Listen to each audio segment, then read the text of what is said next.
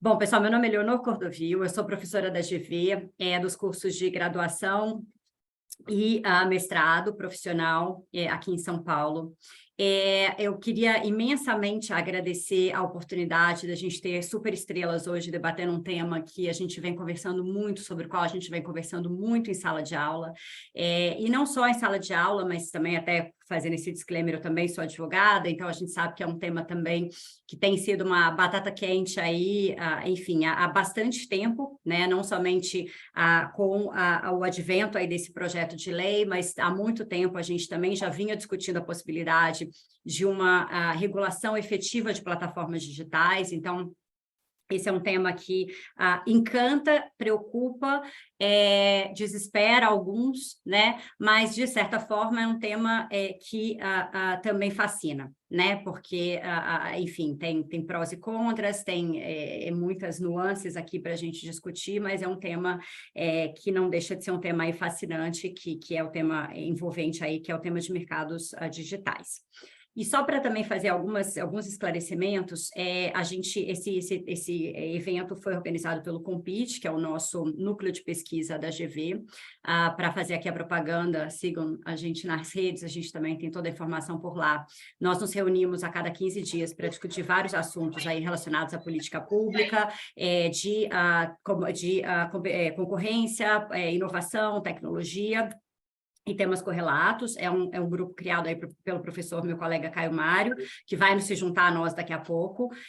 Para esse evento especial, eu gostaria de agradecer muitíssimo a Raíssa Paixão, que foi a organizadora, uma das grandes organizadoras aí que propiciou que a gente se reunisse hoje e conversasse, né?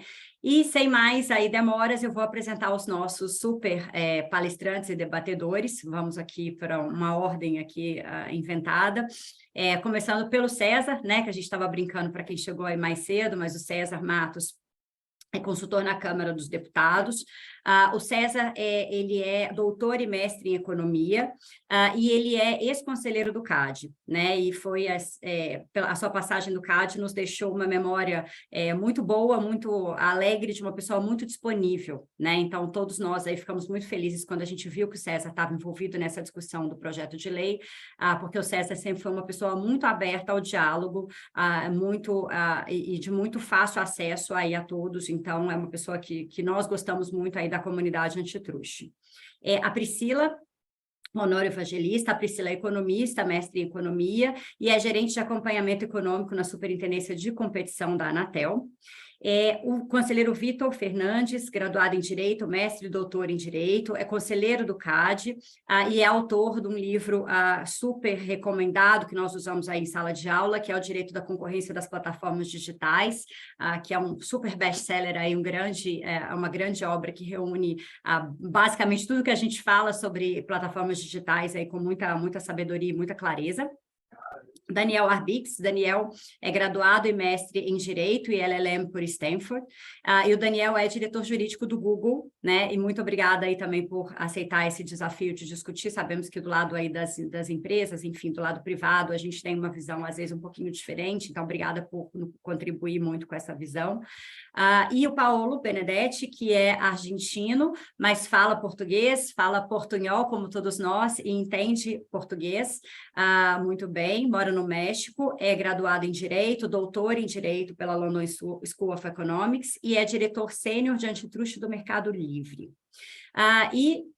Por fim, mas não menos brilhante, o Juliano Maranhão, que é o professor, na verdade é graduado, mestre e doutor em Direito, e é professor doutor de Filosofia da Universidade de São Paulo, advogado também em São Paulo e diretor do Legal Grounds, que também é um instituto que tem promovido muito debate nessa área aí. Enfim, vejam os vídeos no YouTube, que são muito interessantes também, trazem muita coisa boa para a gente discutir. Bom, e só para fazer também um disclaimer que a GV me pede aqui, um segundinho, só para colocar que as manifestações expressas por integrantes dos quadros da Fundação Getúlio Vargas e por convidados que aqui participam representam exclusivamente as opiniões de seus autores e não necessariamente a posição institucional da FGV. Dito isso tudo, né, vamos contar um pouquinho aqui como é que a gente combinou esse debate, né? A nossa ideia, a gente dividiu Não é um debate que a gente vai trazer apresentações, tá? Então, acho que a gente convidou muitas estrelas e eu não queria tomar mais o tempo que já é escasso deles, então a gente propôs uma coisa diferente, que é que nós prepararíamos aqui como a GV, como alunos, como grupo de estudo, perguntas, e nós traríamos essas perguntas para o debate. Então, a ideia é que a gente possa debater, não tem uma ordem específica de quem vai falar o quê, é quem se sente à vontade, e a gente brincou entre a gente que a gente também pode designar pessoas. Então, a gente pode até brincar, olha, eu não sei, mas a Priscila sabe, o César sabe. Então, a ideia é ser um debate bastante aqui interativo, um bate-papo realmente sobre esse tema, né? Nós temos basicamente uma divisão aqui em 4 blocos, tá? Então, só para vocês saberem, a gente pensou em começar com escavação de origens desse projeto, falar um pouquinho sobre ele, de onde ele surgiu, quais são os seus objetivos, falar um pouquinho sobre o regulador especificamente, discutir, pensar um pouquinho sobre quem seria o regulador, regulado, né, que seria o 3º bloco, o objeto da regulação e o futuro, tá? Então, a gente dividiu aqui as nossas discussões nesse sentido, tá? Já começando, né, vou trazer aqui o primeiro tema, né, a gente já assistiu a alguns debates, né, assim, só para colocar todo mundo na mesma página, um projeto de lei foi aí trazido em novembro do ano passado, né, desde então atualmente, ele tem aprovação de audiências públicas, então provavelmente, se eu não estou errado, o próximo passo são as audiências públicas de discussão na Câmara. O projeto tem uma relatora, tá, que é a deputada Ani Ortiz, e que é do Partido Cidadania, a gente já sabe que essas audiências públicas são divididas em 4 etapas, digamos, em 4 grandes temas, e para cada tema são trazidos, são chamados, né, são convidados aí não só algumas empresas, mas órgãos institucionais representativos aí da área, OAB, entre outros, para poder discutir, e isso deve acontecer no próximo semestre, né? Então, acho que esse debate aqui é interessante para que ele também traga aí alguns pontos, quem sabe a gente não pode contribuir para esse debate maior que vai acontecer no segundo semestre. A primeira pergunta, né, que eu trago aqui para a nossa discussão, né, é de onde nasceu, né? A gente viu alguns debates, já assistimos aí alguns debates no YouTube disponíveis sobre esse tema, mas eu queria, alguns deles até falam aqui rapidamente sobre qual que seria a ideia, quem trouxe a ideia inicial, que é o deputado João Maia, mas talvez a gente começar um pouquinho com esse pontapé aí inicial de por quê, né? Mas não somente por quê, em termos de objeto, mas muito mais de onde veio, né? Porque eu acho que a gente precisa entender um pouquinho de onde nascem esses projetos e, enfim, quem pediu, quem fez, né? E eu não sei quem quer começar, mas talvez seja o César aí, como já indicando, né? A gente indicar, César, para que você possa nos contar um pouquinho. Bom, talvez seja o César, né, Leonor? A gente É, avisei. eu já te avisei, né? Pois é. Não, no final das contas, assim, nós só, quer dizer, eu trabalho na consultoria legislativa da Câmara dos Deputados, então nós somos um corpo de funcionários que atendemos a todos, nós não somos vinculados a nenhum deputado especificamente, e nós atendemos a todos eles de acordo com as demandas que existem. Existia, eu conheço o deputado João Maia e ele e a equipe dele, quer dizer, na verdade, isso, até onde eu sei, foi uma coisa que saiu muito da equipe dele, que, quer dizer, falou da questão do Digital Markets Act e disse assim, olha, que tal a gente pensar num projeto de lei para o Brasil, né, adaptar essa coisa para o Brasil. Quer dizer, outras origens eu não sei, quer dizer, porque definitivamente nós como consultores nós não indagamos os parlamentares sobre vieram as propostas, mas até onde eu sei foi do deputado e da própria equipe que começou a pensar nisso. Então, eu definitivamente não sei, quer dizer, de onde se tirou isso.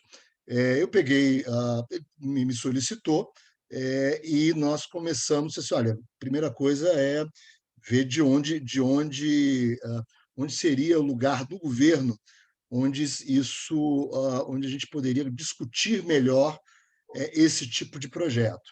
Eu até quer dizer, eu fiz a minha tese de doutorado nessa área de telecom, eu cheguei a ser professor nesses cursos de formação da Anatel. Conheço muita gente da Anatel, conheço o Baigorre, conheci o antigo presidente, e disse assim, olha, eu acho que, quer dizer, que o órgão natural no governo para se fazer isso é a Anatel. Então, nós fomos, sempre junto com o gabinete, fomos procurar a Anatel, e a Anatel se predispôs a nos ajudar nesse projeto de lei. Então, assim, uma apertadíssima síntese, foi basicamente essa é a origem, tá certo?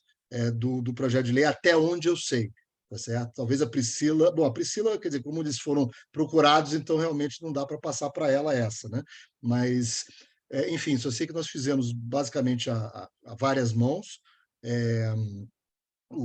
esse projeto, quer dizer, a Anatel nos ajudou muito, até eles tinham muito na cabeça a Lei Geral de Telecomunicações, que é uma lei de muito sucesso, tá certo? Uma lei que não há muita dúvida de que ela funcionou muito bem, e a gente pensou um pouco no DMA. A questão é, quer dizer, obviamente teve uma diferença, a diferença grande em relação ao DMA, quer dizer, foi talvez uma das nossas primeiras discussões. Deve ser algo mais detalhado, como o DMA, que inclusive descreve condutas que vão ser proibidas, ah, ou tem que ser uma coisa mais genérica, né? E a questão, e a conclusão, o nosso consenso é de que nós vamos passar inevitavelmente, por um processo de aprendizado, não só no Brasil, mas no mundo todo. Quer dizer, na verdade, a Europa vai começar a aplicar agora, os Estados Unidos agora. Então, na verdade, nós vamos migrar de uma regulação ex post antitrust, talvez que essa certamente vai ser uma discussão, você vai colocar aí, o Vitor estará muito eager, né, para colocar a sua avaliação. Quer dizer, você sair quer dizer, faz sentido qual é o trade-off entre uma regulação ex post, antitrust, onde a gente já teve aqui no Brasil, talvez o grande caso tenha sido o Google Shopping até agora, o principal caso. Quer dizer, aí tem a questão de demora, tempestividade, os mercados digitais têm que ser mais rápidos e tal, mas entendeu-se que caberia dar um pontapé inicial nessa discussão. Mas o fato o deputado mesmo aceita e diz assim, olha, foi colocar a discussão na mesa, tá certo? Então, não há dizer, um aparato de conhecimento super bem estabelecido nesse projeto, que diz assim, olha, que as mudanças devem ser marginais. Não é nada disso. De fato, nós estamos tateando com o país, e eu acho que o mundo está tateando ainda muito nessa transição do antitrust ex post para regulação ex ante, e, de fato, ele foi deliberadamente colocado de uma forma mais genérica e sem muito detalhamento, meio tudo regra da razão. Muito interessante, César, e eu acho que aí, só trazendo um ponto, né, a nossa impressão na leitura do projeto é que ele é muito mais, como você falou, ele é muito mais programático, principiológico do que qualquer outra coisa, né? Ele coloca muita coisa não só para o regulador, muita responsabilidade, o que a gente pode voltar aqui para discutir daqui a pouco, mas ele deixa mais espaços abertos e tem menos definições, né? Então, pelo que eu estou entendendo, a ideia era que isso realmente fosse proposital, né? Exatamente para que a gente tivesse talvez um debate ou para que a gente deixasse de fato esses espaços abertos. E algo que chama bastante atenção é que na justificação do projeto, ele fala, abre aspas, não ser cabível colocar uma camisa de força ex ante nos agentes econômicos com uma série de proibições absolutas, né? Então, quer dizer, a razão dele ser mais principiológico é exatamente evitar essa camisa de força? É isso? Legal. É exatamente isso, Leonor. No final das contas, é um pouco um reconhecimento, uma certa humildade de entender de que, mais uma vez, nós estamos aprendendo a lidar com esse novo mundo das plataformas digitais. Há muitas dúvidas, tá certo? Quer dizer, eu até te mandei, eu escrevi um artigo aí para o pessoal, lá para a Câmara de Mercados Digitais, foi antes do projeto de lei, e que, na verdade, você bota assim, um conjunto de economistas e doutrinadores estrelados de um lado e de outro, cada um defendendo coisas radicalmente diferentes. Então, tipo assim, olha, definitivamente não é algo que há consensos. Eu acho que a gente tem que aceitar o fato de que as plataformas digitais hoje ainda se parecem muito com o empreendedor chupeteriano, tá certo? Inovador. Ele não é aquele, quer dizer, quando a gente pensa naqueles incumbentes assim, de infraestrutura, sem inovação, sem estão ali pesados ou monopolistas de muito tempo. Não, na verdade, eles têm um perfil bastante diferente. De fato, cabe muito cuidado, um grande cuidado, e realmente eu realço grande, tá certo? Em você não colocar amarras a este espírito empreendedor, tá certo? Então, na verdade, quer dizer, boa parte do discurso, quando você vê lá no relatório americano, na coisa europeia, diz assim, não, nós queremos aumentar a inovação dos entrantes para que eles não sejam impedidos pelos incumbentes, no caso, as plataformas digitais que estão aí. E eu replico, disse, não, com certeza, isso é verdade, mas também temos que pensar no esforço inovador, que é muito grande, tá certo? Dessas empresas também, e quer dizer, do ponto de vista de inovação, inovação, inovação. Quer dizer, se a inovação do entrante ou do incumbente, o que vai melhorar a nossa vida, não é claro ex ante. Então, de fato, este equilíbrio é um equilíbrio muito fino, e que, de fato, eu não tenho uma resposta para você. E eu acho que ninguém no mundo, na Europa, no DMA, nos Estados Unidos, ainda estão discutindo lá, o América, ninguém tem essa resposta, tá certo? Então, mais uma vez, acho que essa discussão do ex ante e o ex post, eu também, infelizmente, quer dizer, por mais que eu tenha trabalhado, assim, eu não tenho como te dar agora, quer dizer, o que você acha? Eu disse, olha, a gente vai ter que testar. Interessante.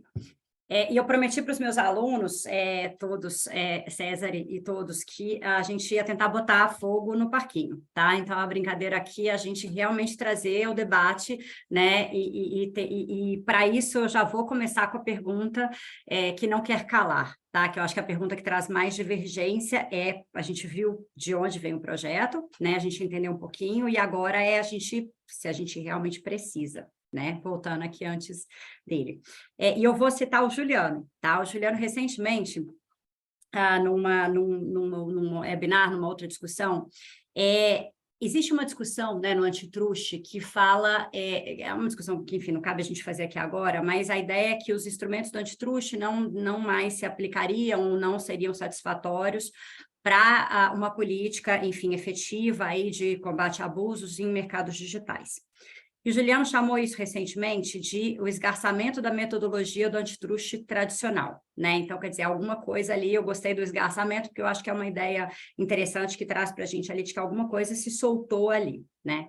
Por outro lado, a gente já viu algumas manifestações, até de pessoas do próprio CAD, falando, olha, no Brasil, a gente tem medida preventiva, que o CAD tem aplicado aí nos últimos 5 anos com mais vigor. A gente tem TCCs, né? A gente tem a possibilidade de um acordo que resolve, né? A gente sabe que são mercados dinâmicos e a discussão do DMA lá na Europa é muito nesse sentido, né? Quer dizer, a Europa teria falhado em acompanhar os atos. Então, quer dizer, quando a Europa dá uma resposta, essa resposta é muito tardia. E a gente já viu algumas posições contrárias no Brasil dizendo assim, a gente aqui é diferente, a gente não só vem de origem diferente, quanto a gente tem instrumentos que se aplicam de uma forma diferente, né? E algumas pessoas, inclusive a Cristina Cafarra, que é uma economista, né, que já disse isso algumas vezes, ela fala também que a discussão do DMA na Europa parte muito das dores que eles sofreram, né, das multas e multas ali, vários casos em discussão. Então, tem muita gente até que pega ali o artigo 5 e o 6 do DMA e fala assim, olha, para cada um deles tem um caso na Europa, né, que se aplica ali, tá? Então, acho que eu queria colocar aqui para a nossa discussão, acho que essa ideia de um pouco regulação é corrigir falha de mercado, né? Será que a gente está falando aqui de um mercado de falhas que cabe regular e será que é definitivamente dessa forma? Enfim, quem quer falar primeiro? Leonor, Paulo? sí, por Bem-vindo. favor.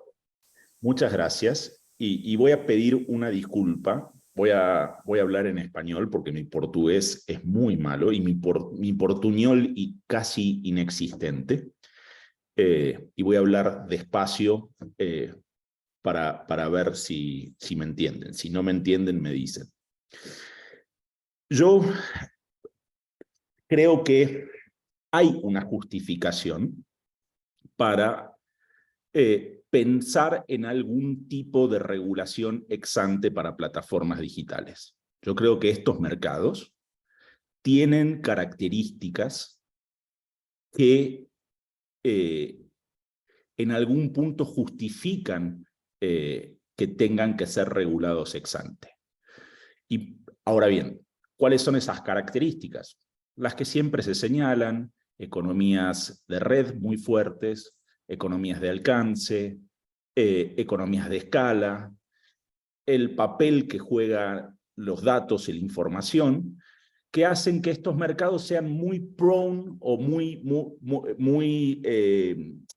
que sea fácil que estos mercados, de alguna manera, el ganador se lleve todo, el fenómeno de winner takes all, muy prone to tipping.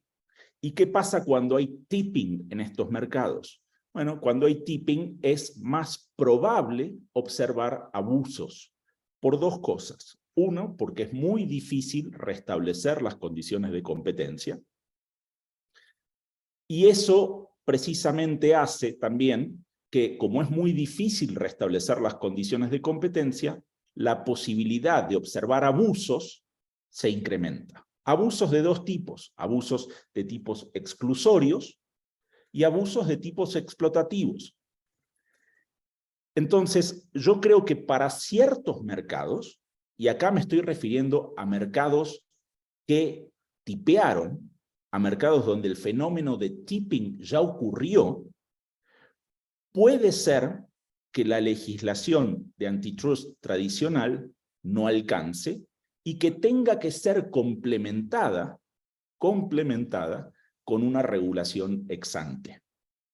Pero insisto, estamos hablando de un subconjunto, no es todos los mercados digitales tienen que ser regulados ex ante. Yo creo que hay un subconjunto de mercados digitales, que es aquellos donde el mercado tipeó, aquellos mercados donde ya no hay condiciones de competencia, donde puede tener mérito regular ex ante. En esos mercados, en ese subconjunto de mercados, creo que sí vale la pena pensar cómo mitigar posibles abusos de las empresas que tienen de alguna manera poder de mercado. Y cómo mitigar justamente abusos que pueden prevenir una entrada que de por sí es complicada, y abusos que pueden mitigar abusos de tipos explotativos. O sea, que las empresas exploten su poder de mercado. Yo lo que creo es, los mercados cuando tipean, estos mercados digitales cuando tipean, empiezan a parecerse a veces mucho a un natural monopoly, a un monopolio natural. Y hoy habría poco debate de que los monopolios naturales, de alguna manera, para prevenir abusos de los monopolistas, hace falta regularlos. Bueno, yo creo que aquí, cuando los mercados digitales pasan a parecerse a un monopolio natural, tiene sentido pensar en regulación parecida a la que se dan en otros monopolios naturales.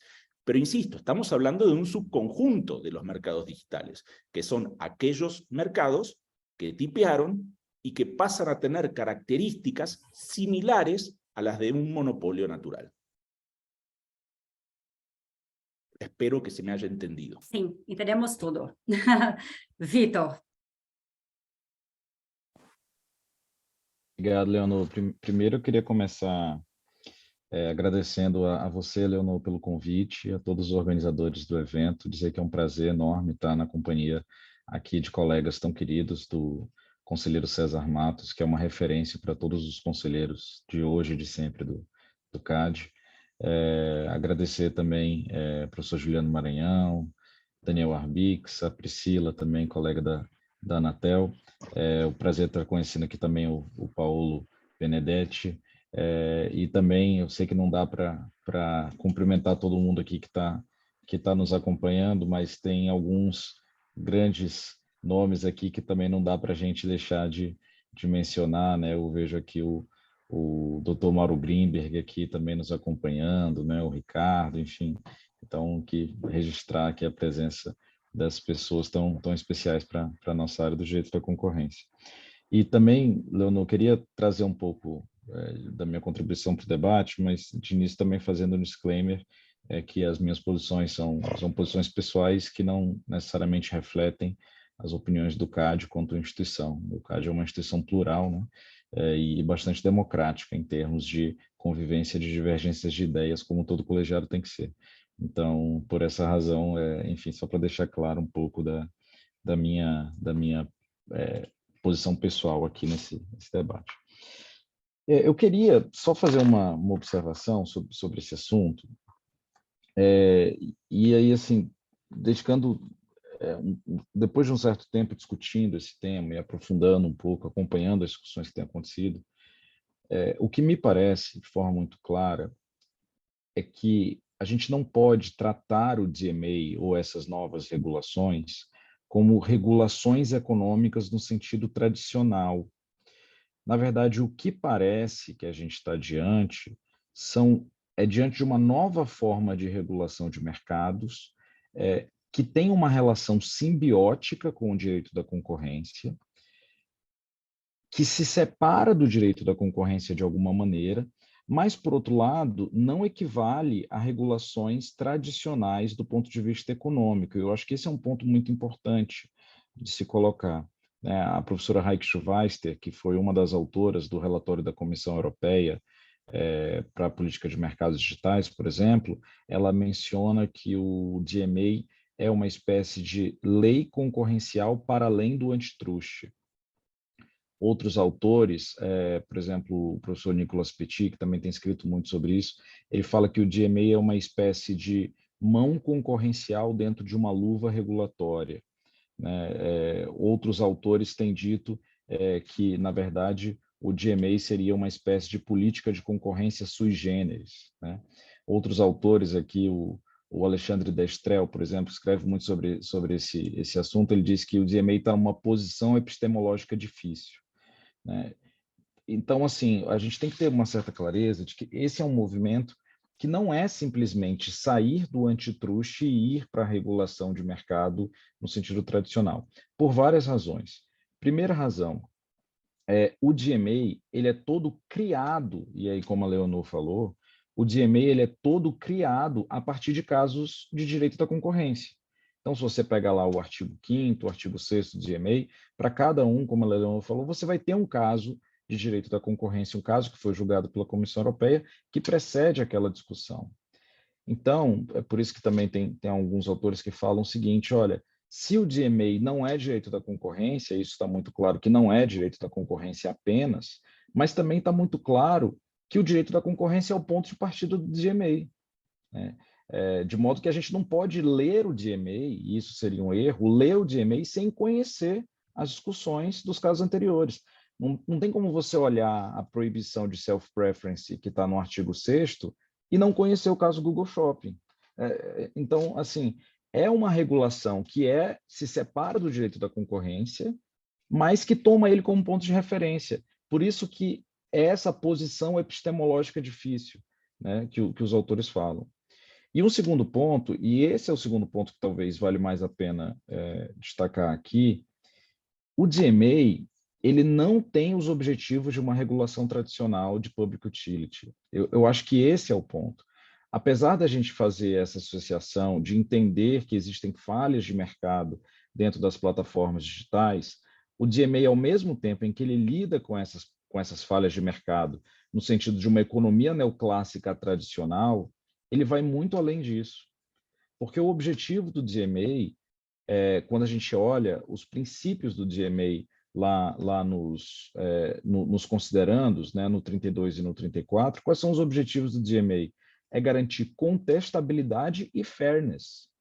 nenhuma regulação de mercado, nem em telecom, nem em energia elétrica e nenhum outro setor de monopólio natural existe para garantir fairness. Ou nem existe para garantir contestabilidade no sentido de que a gente vai quebrar e vai fazer com que haja uma baixa de barreiras à entrada para que todo mundo possa entrar, que é a lógica de contestabilidade, né? Então, eu acho que é importante ter a clareza aqui de que o DMA não surge como uma regulação econômica tradicional, e a gente está tentando entender o que é esse bicho novo, né? É algo que bebe da fonte do direito da concorrência, bebe da fonte da regulação econômica, mas de alguma forma tenta se diferenciar desses dois universos, na medida em que traz novos objetivos que são de contestabilidade e de fairness, né? Então, não é só simplesmente tratar as plataformas como monopólios naturais, não é só isso, é além disso, é tentar fazer uma promoção reestrutural dos mercados digitais para que surjam novos gatekeepers ou para que surjam novos agentes econômicos que possam, na verdade, contestar a posição dos gatekeepers. Isso nem é pensado, o objetivo de contestabilidade, por exemplo, nem é pensado dentro de uma regulação tradicional de indústrias que são organizadas em torno de essential facility, né? Isso nem é pensado assim, porque, por definição, a infraestrutura é induplicável. Então, na verdade, você não está preocupado com contestabilidade, você está preocupado com uma regulação tradicional em fazer com que a renda que é capturada pelo monopolista não dê asa a um certo tipo de abuso daquela infraestrutura essencial que é controlada pelo monopolista. E aí você vai criar algumas medidas para tentar fomentar a concorrência, etc., dentro desse cenário, né? Mas isso só para dizer, eu acho que é tão difícil discutir DMA porque ele, ao mesmo tempo em que é parecido com dois mundos que a gente conhece, que é concorrência e regulação, ele também quer se diferenciar desses dois mundos. E ele traz, principalmente quando a gente fala do objetivo de fairness, um objetivo de política pública que não está na nossa agenda de política regulatória há muito tempo, né? Então, quando a gente vê, por exemplo, o conceito de fairness, né, no DMA, o conceito de fairness é lidar com o desbalanceamento de direitos e obrigações que surgem nas relações entre os gatekeepers e os usuários profissionais. Se a gente parar para pensar, o ramo do direito que a gente tem, que tradicionalmente se importa com o balanceamento de direitos e obrigações em relações econômicas, está muito mais próximo do direito do consumidor do que propriamente do direito da concorrência ou do direito da regulação econômica tradicional. Quando a gente olha para obrigações do DMA, como, por exemplo, a obrigação do uso adequado de dados, que está no artigo 5º, inciso 2, isso é muito mais parecido com proteção de dados. Não parece ter tanto a ver com regulação econômica ou com direito da concorrência. Então, a gente está diante de um novo campo epistêmico. Muito claramente, esse é um novo campo epistêmico que tem relações com os campos tradicionais, mas que é um novo tipo de regulação, em suma, é um novo bicho regulatório que a gente está tentando entender ainda como é que ele funciona. Mas, enfim, só para trazer essa... Bem interessante. Conselheiro, muito obrigada e mais uma vez obrigada pela sua participação. A gente tem os comentários do Paulo, quer dizer que talvez faça algum sentido regular, né? Principalmente mercados de tipping, ou que já tiparam aqui no caso. E agora a gente tem esse debate super interessante trazido, que estamos falando de uma nova forma de regular, né, que não é o tradicional, não é o que a gente conhece, talvez seja uma luva diferente, mas que a gente sai um pouco das obrigações tradicionais aqui, né?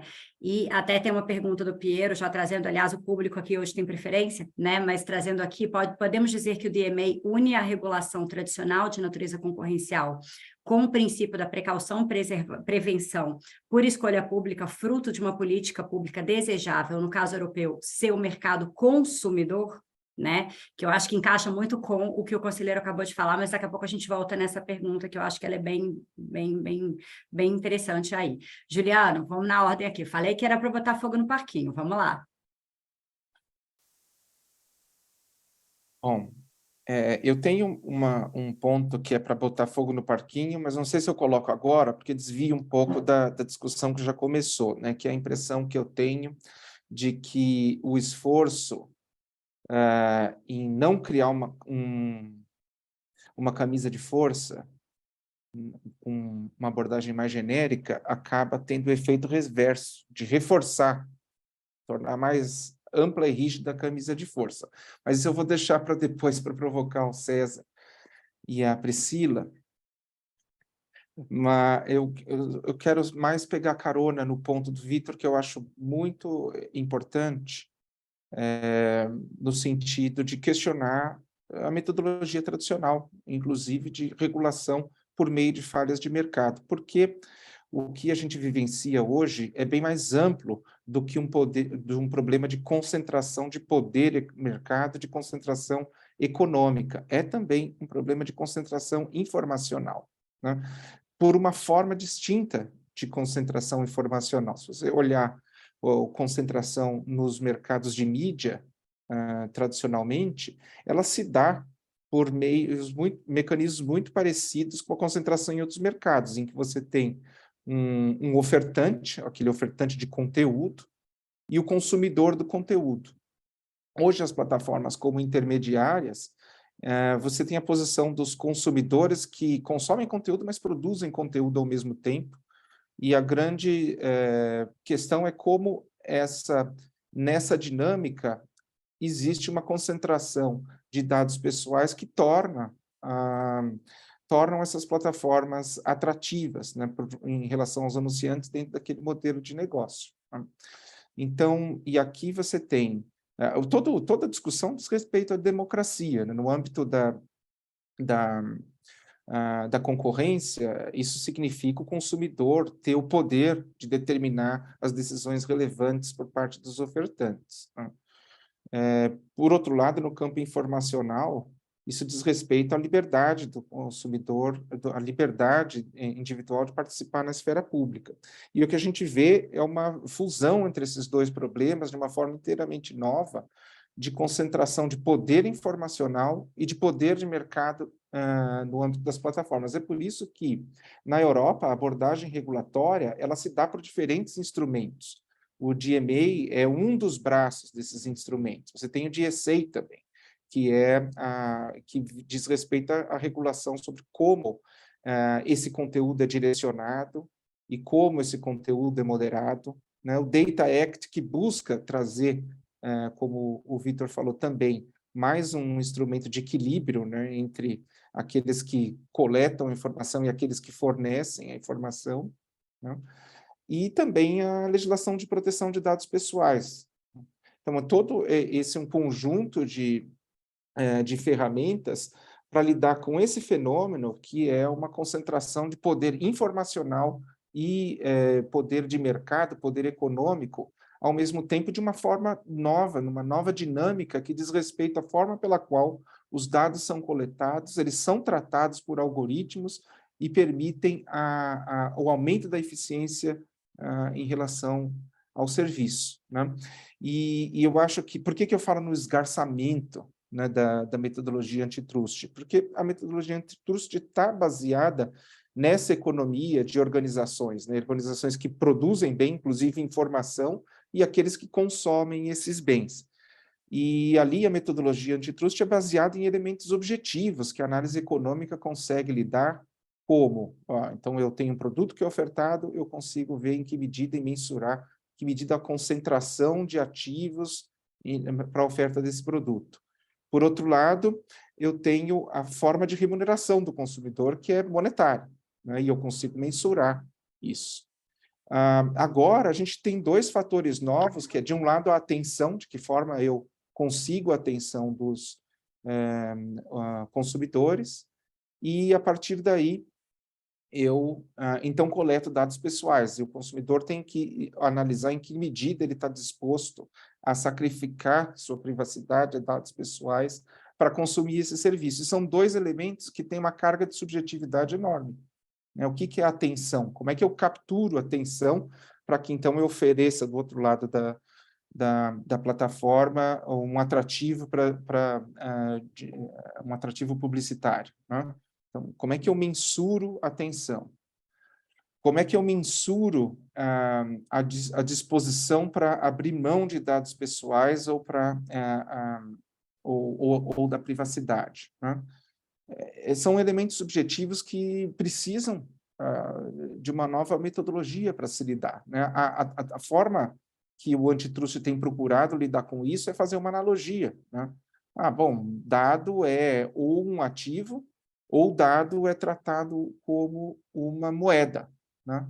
Mas essas analogias não funcionam bem, né? Então, uma moeda tem um valor objetivo, dado pessoal tem um valor subjetivo, para cada pessoa tem um valor distinto, né? Moeda é uniforme. Tipos distintos de dado têm maior impacto ou menor impacto na privacidade, também é diferente, né? Também dado não é propriamente um ativo, né? Os ativos, nós estamos acostumados a lidar, eles são rivais. Os dados pessoais não são rivais. Os ativos, eles são independentes do consumidor. Os dados pessoais, eles são produzidos pelo consumidor, né? Então, tem uma série de elementos que quebram essa analogia e chamam para uma nova análise, né? E uma análise de fairness, como o Vitor colocou. Não só uma análise de acúmulo ou de concentração de poder. Interessante, Juliano.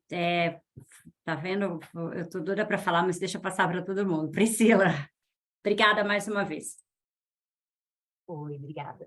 Não, assim, eu acho que fazendo eco a todos os colegas que já falaram, mas eu gostaria de trazer até alguns dados, puxando até para o mundo de telecom, né? É o momento de regular isso ou não, mas se a gente for pegar dados de pesquisas mesmo, a gente vê que o brasileiro, ele passa já mais de 91 horas por semana conectado.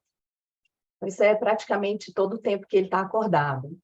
Quando você pega os dados da TIC, domicílios, eu até trouxe aqui uma colinha de 2021, você vê que 81% dos brasileiros com mais de 10 anos eles estão conectados, e o interessante é que as atividades que eles estão executando na rede, elas vão se ampliando. Se antes o foco era rede social, lazer, streaming, você vê que eles já estão usando cada vez mais para informações com relação à saúde, transações financeiras, compras, a parte de educação. Então, quando você pensa, é o momento de regular isso? E aí, será que a gente tem um segundo mundo, né? Quando a gente tem alguns grupos aqui de discussão, por exemplo, na União Internacional de Telecomunicações, está discutindo o metaverso, é o segundo mundo, quais são as preocupações lá dentro. Mas antes disso tudo, eu acho que quando a gente olha, por exemplo, o PL, a construção do PL 2768, e aí aquilo que o próprio César colocou, uma primeira intenção, né? É um texto, ele não nasceu, dificilmente um texto nasce pronto, né?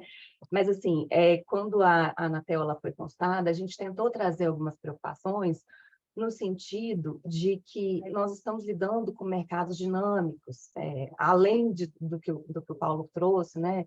São mercados de rede, economias de escala, escopo, são mercados muito dinâmicos, né? O ciclo de inovação tecnológica é muito baixo. E aí, quando o nosso PL ele tenta se distanciar do DMA, na medida que ele cria uma estrutura mais parecida com uma regulação de mercado, mas não uma regulação tão somente focada no antitruste. E aí, assim, quando a gente foca só no antitruste, a gente vê que as ferramentas tradicionais de antitruste, elas parecem ter um certo esgotamento, como o próprio Vitor trouxe, o Juliano, com relação a algumas preocupações que não estariam tão bem endereçadas.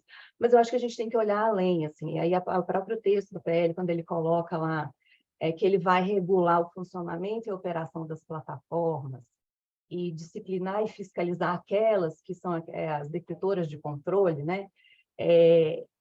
Você já abre para um leque que não é tão somente uma regulação de antitruste, é uma regulação entre os agentes daquele mercado, porque aquilo está afetando a sociedade como um todo. E aí, isso, eu acho que está bem, assim, tentou trazer alguma coisa quando você olha os princípios, os objetivos, que deveriam nortear esse regulador. E aí, nesses princípios e nesses objetivos, isso vai muito além. Então, e eu acho que isso, assim, eu acho que não tem nada novo, né? A gente tem agências regulatórias aí a Anatel tem 20 anos, 25 anos, gente está ficando velho, 25 anos, mas assim, quando a LGT, né, que é a Lei Geral de Telecomunicações, ela foi concebida, ela tinha lá muito claro 3 pilares, né, que era o pilar de competição, mas tinha o pilar de qualidade, tinha o pilar da universalização, com foco nessa questão também dos usuários. Então, são desafios que hoje, por exemplo, quando você olha a atividade da agência, da Anatel como um todo, a gente tem aqui a superintendência de competição, mas a gente tem uma outra superintendência que está focada na relação com o usuário. A gente tem uma outra área que está focada na questão da universalização das redes, da qualidade dessas redes. E aí, de certa forma, essas regulações elas vão conversando. Então, o que eu acho que é interessante e que eu acho que foi até uma tentativa, de certa forma, acertada dessa minuta desse PL, foi de se distanciar daquilo que foi o modelo europeu, né? De pegar os casos que eles já trouxeram e foram muito bem taxativos naqueles casos específicos. Aqui não, aqui eu não sei se um determinado mercado, se eu preciso regular daquela forma e com aquela intensidade. Então, eu acho que é muito... E como isso tudo é muito dinâmico, a gente precisa fazer, assim, aí eu vou trazer o paralelo com o que a gente faz no setor de telecom, assim, né? A gente tem um plano geral de metas de competição, aí voltando para o mundo do antitrust, né? E aí, dentro desse plano, a gente tem ciclos de revisões de cada um dos mercados de varejo, né? Que a gente chama dos mercados de varejo. E aí, a cada 4 anos, a gente revisa esses mercados, analisa a estrutura desse mercado, e ao analisar a estrutura desse mercado, a gente identifica onde é que eu posso ter problemas. E aí a gente faz uma série de perguntas, e toda essa estrutura ela foi muito inspirada também no modelo europeu de regulação dos mercados de telecom, mas a gente acabou trazendo itens, né, componentes que refletem a realidade brasileira, né? E aí, em cima disso, assim, a gente ainda faz um tipo de pergunta, por exemplo, o antitrust ele é suficiente para resolver esse caso? Entendeu? Então, assim, eu não posso tão somente focar no que, mas, por exemplo, teve uma das perguntas falando assim, não, mas a gente tem lá definição muito clara, né, na lei do CAD sobre conduta, mas a conduta está em cima de atos.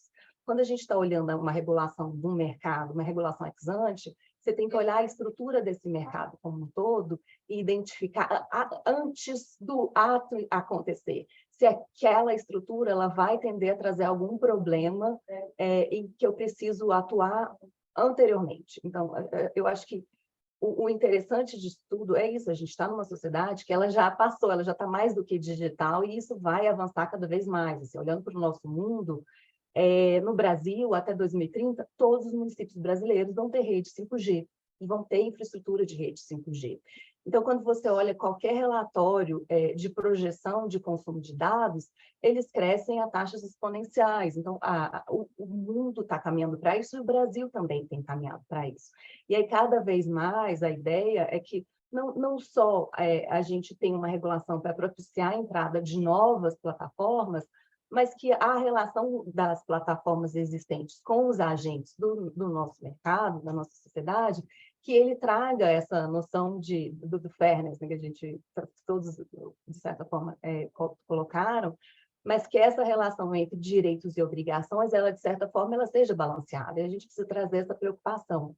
Então, assim, quando você olha tão somente na lupa do antitrust, mas pensando nessa regulação tradicional, pode ser que sim, eu precise de novas ferramentas, porque eu não tenho mais uma relação só preço, né? Eu tenho relação qualidade, eu tenho relação de dados, o próprio mercado de atenção, que é algo que a gente precisa levar em consideração, mas quando eu estou olhando para a regulação como um todo, e aí vou puxando para o lado da regulação ex ante, você precisa olhar essas estruturas como um todo e fazer essa crítica.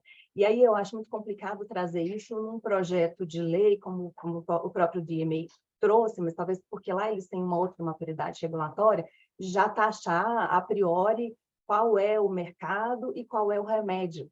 Porque aqui a gente está construindo e a gente sabe que isso vai ser dinâmico e precisa ser revisto na medida em que essas ferramentas elas vão surgindo, né? E eu acho que é isso que a gente espera de um mercado dinâmico e inovador como o das plataformas. Bons pontos, Priscila, muito obrigada. Eu acho que, por outro lado, só fazendo aqui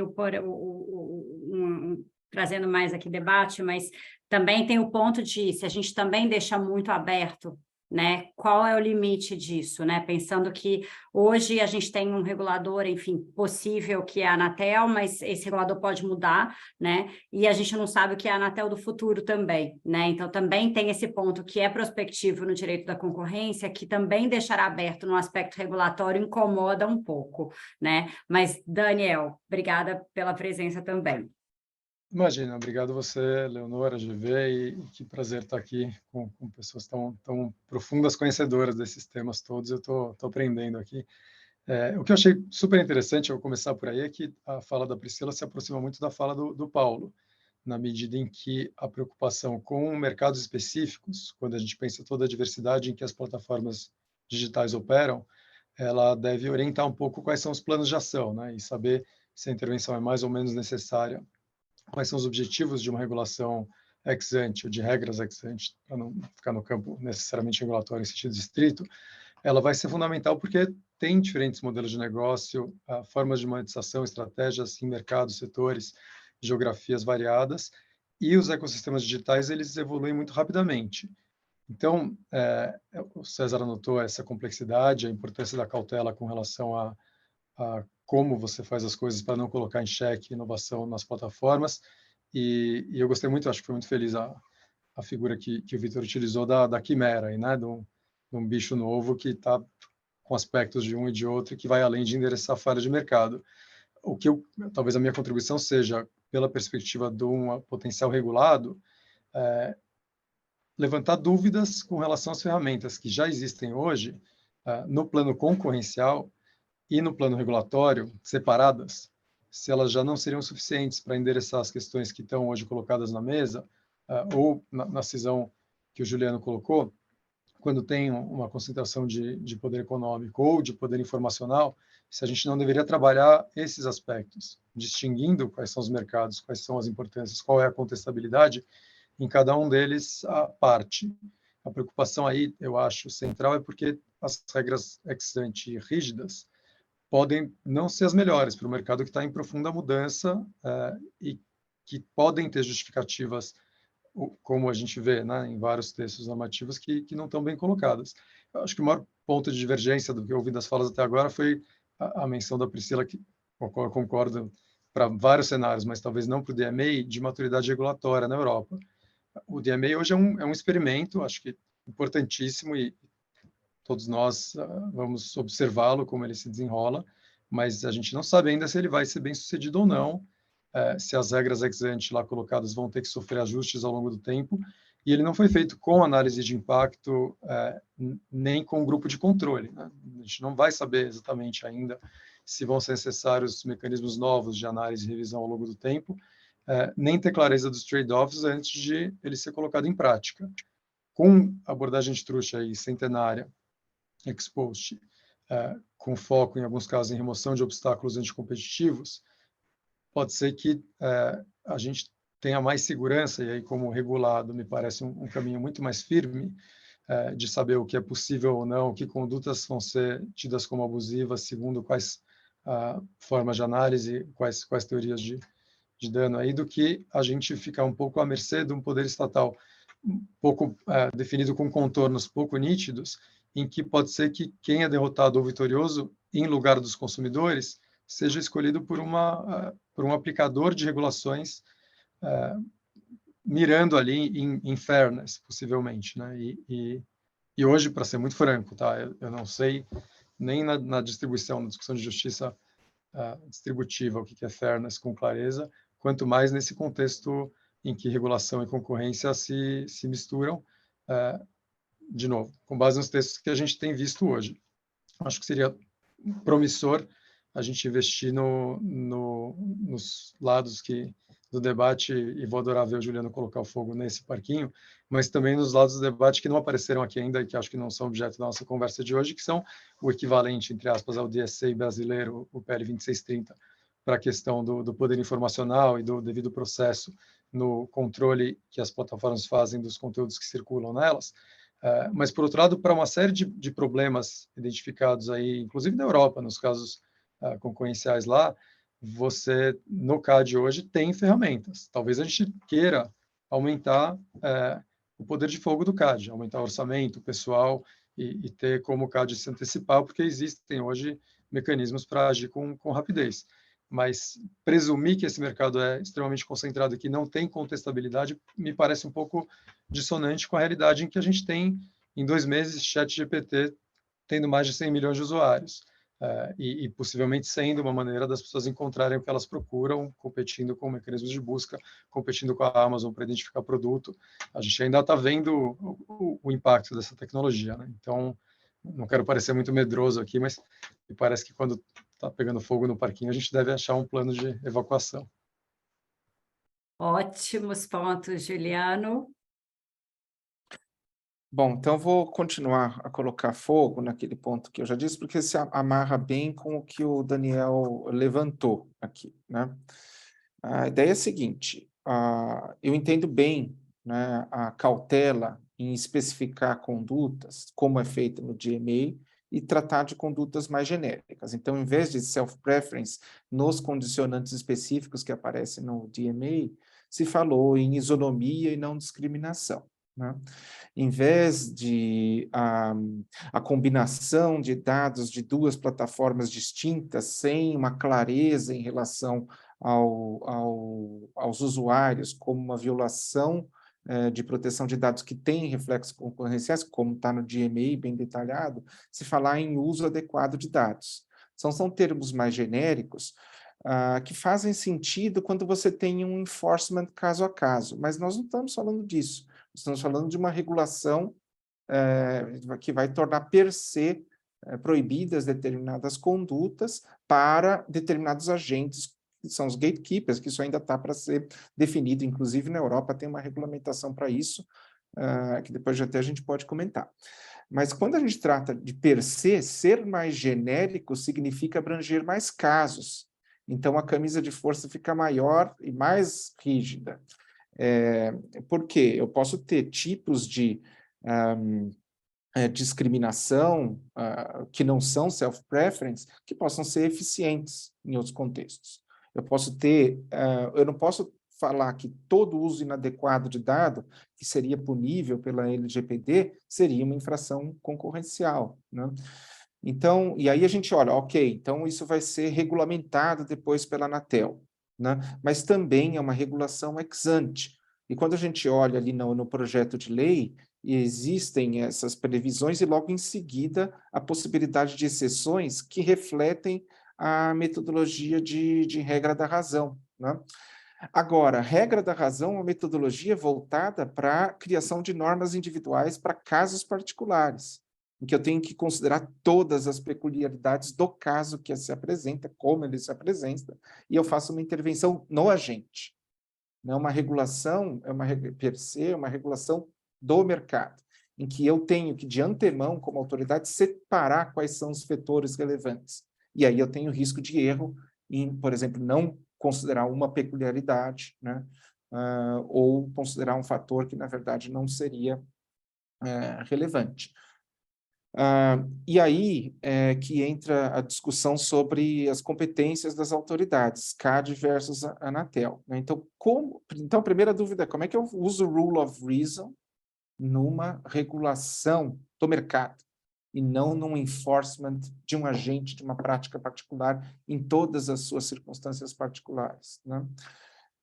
E outro é a competência, né? Porque, de um lado, a competência que é definida ali no PL é para regular plataformas digitais. Depois vem a discussão sobre gatekeepers, mas a competência é para qualquer plataforma, né? Então, isso talvez deixe muito amplo. E quando eu olho para uma regulação que usa uma metodologia de rule of reason, então ela vai especificar, vai fazer determinados tipos de análise típicas do CAD, será que vai sobrar algum espaço para o CAD? Numa economia que cada vez mais se digitaliza, né? Então, se a competência abranger toda e qualquer plataforma, numa economia que se digitaliza, então, daqui a pouco vai ser toda a economia. Então, aqui é o fogo no parquinho. Vamos lá. Priscila, quer comentar? Eu vou tentar. Vamos embora. Mas gente, e aí aproveitando, né? Tudo que eu falar aqui é a opinião da Priscila, até porque a Anatel, ela nem assim, ela não está tratando isso, né? Ela ainda não foi instigada formalmente para falar, inclusive, sobre o PL, né? Mas vamos lá. Quando eu acho que a leitura do PL ele tem que ser feito, e quando ele cria, né, essa história da regulação do mercado, a necessidade de ter um órgão regulador, eu acho que você tem que ler o PL junto com a lei das agências reguladoras, né? Ela não pode simplesmente, do nada, soltar uma decisão, mesmo que seja, né, do próprio conselho.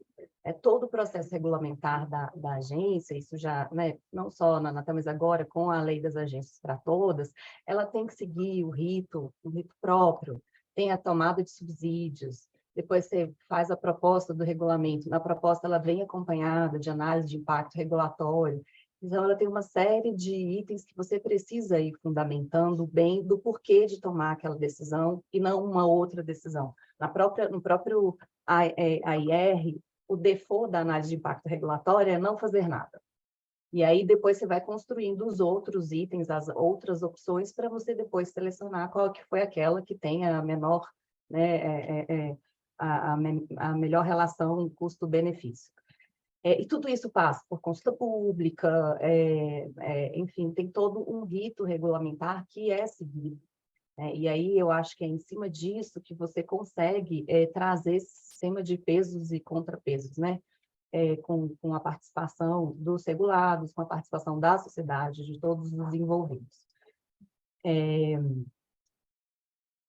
Aí eu acho que a gente tenta sair um pouco da questão quando você coloca essa terceirização, no sentido de que ela é uma terceirização, mas é uma terceirização que ela faz toda essa análise, que é um pouco dessa regra da razão. Assim. Ela vai construindo essa terceirização e você consegue, inclusive, modular aquilo especificamente para aqueles agentes e você vai justificando do porquê daquilo. Com relação ao regulador CAD, né? A gente tem aí a Anatel CAD, a gente tem CAD com todos os outros órgãos reguladores, assim. Inclusive, a gente teve um caso recente, estamos com um caso recente, por exemplo, que foi da questão da imóvel. Então, acho que isso sempre funcionou muito bem, eu acho que o Vitor pode colocar, mas, assim, quando a gente tem algumas condutas específicas, a gente sempre encaminha, né? Quando algumas suspeitas, né, de condutas, isso é encaminhado direto para o CAD. Quando tem ato de concentração, isso é analisado no escopo do órgão regulador, à luz do que a gente tem na nossa regulamentação. E aí, todos os outros itens aí são analisados especificamente pelo CAD. E a gente tem também uma perna do que a gente poderia chamar de ex post, que seria o que a gente chama aqui de reclamações administrativas, que é quando um agente entra com uma disputa contra um outro agente. Resumindo, assim, né, usando termos genéricos. E aí, tudo isso é feito sempre à luz da regulamentação vigente, né? Então, são casos, por exemplo, a gente tem alguns, a gente tem uma área só para isso, mas tem uma série de casos que a gente vê que envolvem, inclusive, problemas concorrenciais, alguns problemas de falha de mercado, mas que são pontuais. E, de certa forma, essa atividade acaba alimentando depois a atividade da regulação ex ante, que é aquela que acontece a cada 4 anos, que passa por um rito regulamentar específico. E aí, sempre quando tem algum ponto que possa estar relacionado com o CAD, a gente tem essa troca, a gente tem, inclusive, memorandos de entendimentos, eu acho que entre os dois agentes, para ter essa troca de informações. Quando tem algum caso muito específico, são várias reuniões entre os dois órgãos, aí a gente explica para o CAD qual é a realidade setorial, aí o CAD explica para a Anatel a realidade do antitruste, e a gente sempre trabalha assim com essa troca de informações com relação a isso. Então, acho que, assim, apesar de ser o limite, né, ele fica cada vez mais borrado, mas você ainda consegue, de certa forma, diferenciar essas competências, sim. Deixa eu até passar para o Vitor, mas antes, né, até chamar a atenção, nem sei se todos estão tão familiarizados com o texto assim, mas a gente tem o parágrafo único do artigo 10, que fala que a Anatel, no exercício de suas atividades de regulação e fiscalização, poderá impor obrigações de separação contábil e funcional, bem como medidas de mitigação a eventual abuso de poder econômico, incluindo as relacionadas à portabilidade e interoperabilidade, né?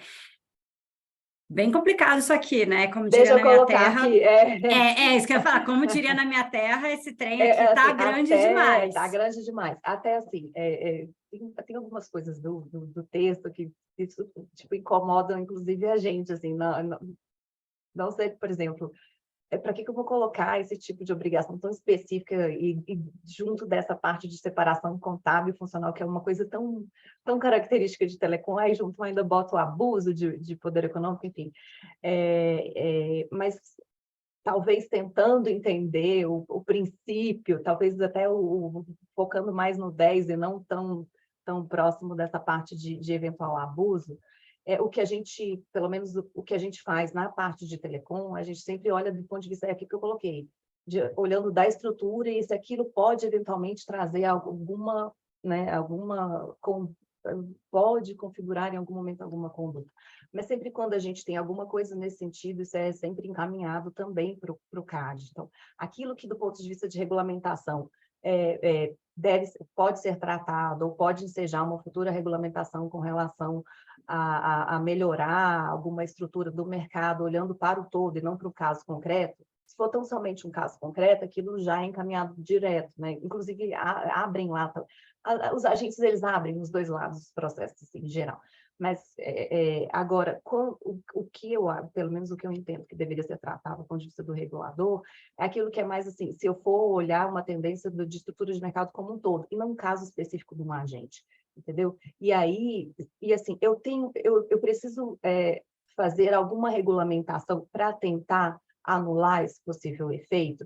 E aí, gente, aí segue todo o rito de uma regulamentação, inclusive tem agenda regulatória, então eu não posso do nada falar, vamos fazer uma regulamentação sobre isso, eu preciso seguir, inclusive, esse rito de ter essa previsão, eu já tenho que anunciar para a sociedade, para os regulados, o que vai ser sujeito à discussão sobre possível regulamentação nos próximos 2 anos. Então, eu não posso criar nada do zero também, eu tenho que seguir todo esse rito. Alguma baliza, né? Algum limite. Mas, conselheiro, Vitor? Obrigado. Não, vou fazer algumas considerações. Desculpe, Vitor e Leonor, eu acho que o César também tem que falar aqui, porque a Priscila falou que está desconfortável com o texto, hein?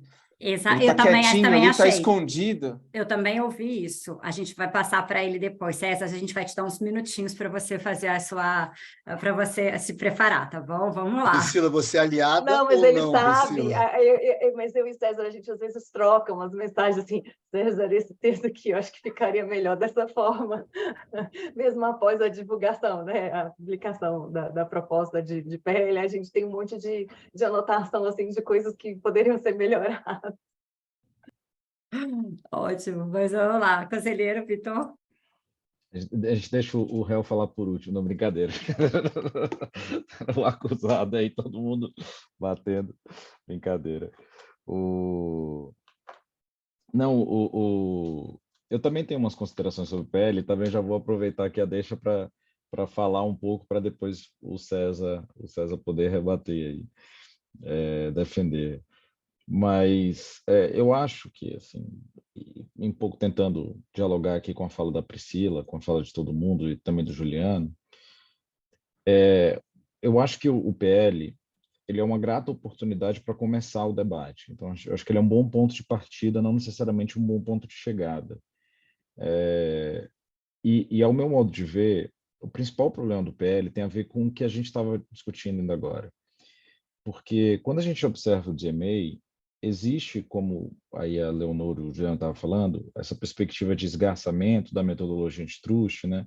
Um certo desencantamento com a antitrust que dá origem a essa reforma regulatória.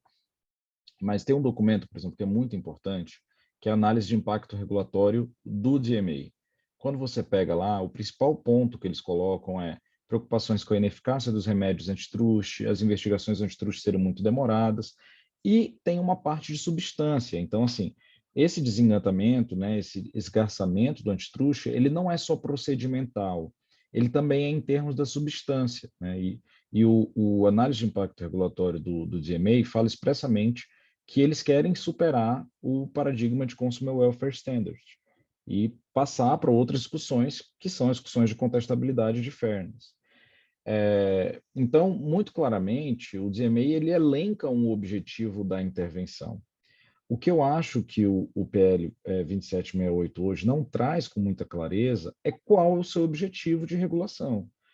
Quando a gente abre lá os primeiros artigos do PL, né, isso é muito comum nas nossas leis brasileiras, sempre tem lá, são objetivos dessa lei, né, e no caso do PL 2768, tem lá objetivos como, vamos dizer assim, até mesmo objetivos, vamos dizer assim, sociais, né, diminuir desigualdades sociais, né, a gente tem aqui no artigo 4º, né, perdão, o artigo 5º, né, os objetivos da regulação de plataformas, acesso à informação, cultura e conhecimento, desenvolvimento econômico com ampla e justa competição. Mas a gente não define qual o conceito de ampla e justa competição a gente quer aqui. Então, eu acho que tem uma falta de clareza no objetivo da lei. E essa falta de clareza, ela dá um âmbito de discricionariedade para o regulador que é muito amplo, né? E isso não é à toa que nas discussões no Parlamento Europeu do DMA, a primeira versão, o primeiro draft do DMA que estava circulando, não tinha um conceito de contestabilidade de fairness. Então, o DMA dizia que queria assegurar contestabilidade e fairness, mas não dizia o que era, nem contestabilidade, nem fairness. E aí, todo mundo, enfim, caiu de crítica na proposta, dizendo o seguinte, você não pode dizer que o seu objetivo é fairness, você ninguém sabe o que é fairness. E aí vem, nas últimas emendas, uma tentativa de trazer uma delimitação desses conceitos. E se a gente não tiver deixado isso muito claro, fica difícil de interpretar qual que é o objetivo da lei. Se o objetivo da lei for permanecer dentro de um padrão de Consumer Welfare Standards, eu tenho algumas dúvidas sobre se vale a pena editar uma nova regulação ex ante para proteger um padrão de Consumer Welfare Standards que, no final do dia, pelo menos pelo que eu estou entendendo aqui, demandaria a aplicação de regra da razão. Porque se a gente ficar dentro de uma lógica de regra da razão, talvez não tenha tantos benefícios assim adotar uma regra ex ante. Porque justamente se adota uma regulação ex ante para poder superar a dificuldade de caso a caso do antitruste, que às vezes leva anos para você chegar no final de uma investigação, às vezes leva anos para você comprovar se houve efeito anticompetitivo ou não. O que o DMA faz, no final do dia, é uma aposta. Ele está apostando que mesmo que você abra mão de eficiências de curto prazo e de eficiências estáticas, isso vai gerar eficiência dinâmica dentro desse mercado, aumentando contestabilidade, aumentando fairness, e daqui a 5, 10 anos a gente vai ter mercados digitais mais desconcentrados. Isso é uma decisão, é uma escolha de política pública do DMA, que é feita, enfim, não vou abrir mão de eficiência, pode ser, inclusive, que eu vá proibir de forma ex ante uma conduta que gere eficiência no curto prazo, mas eu estou interessado em garantir um horizonte de contestabilidade no longo prazo. Essa é uma escolha do DMA. A pergunta é, nós no Brasil, vamos adotar essa mesma escolha? Ou a gente vai ficar ainda dentro de um paradigma de Consumer Welfare Standards, ou seja, privilegiando relações de eficiência baseadas numa regra da razão? Porque se a nossa escolha for privilegiar situações de eficiência baseadas numa regra da razão, talvez não tenha tanta diferença assim trazer uma nova regulação ex ante do que já é feito pelo CAD, né?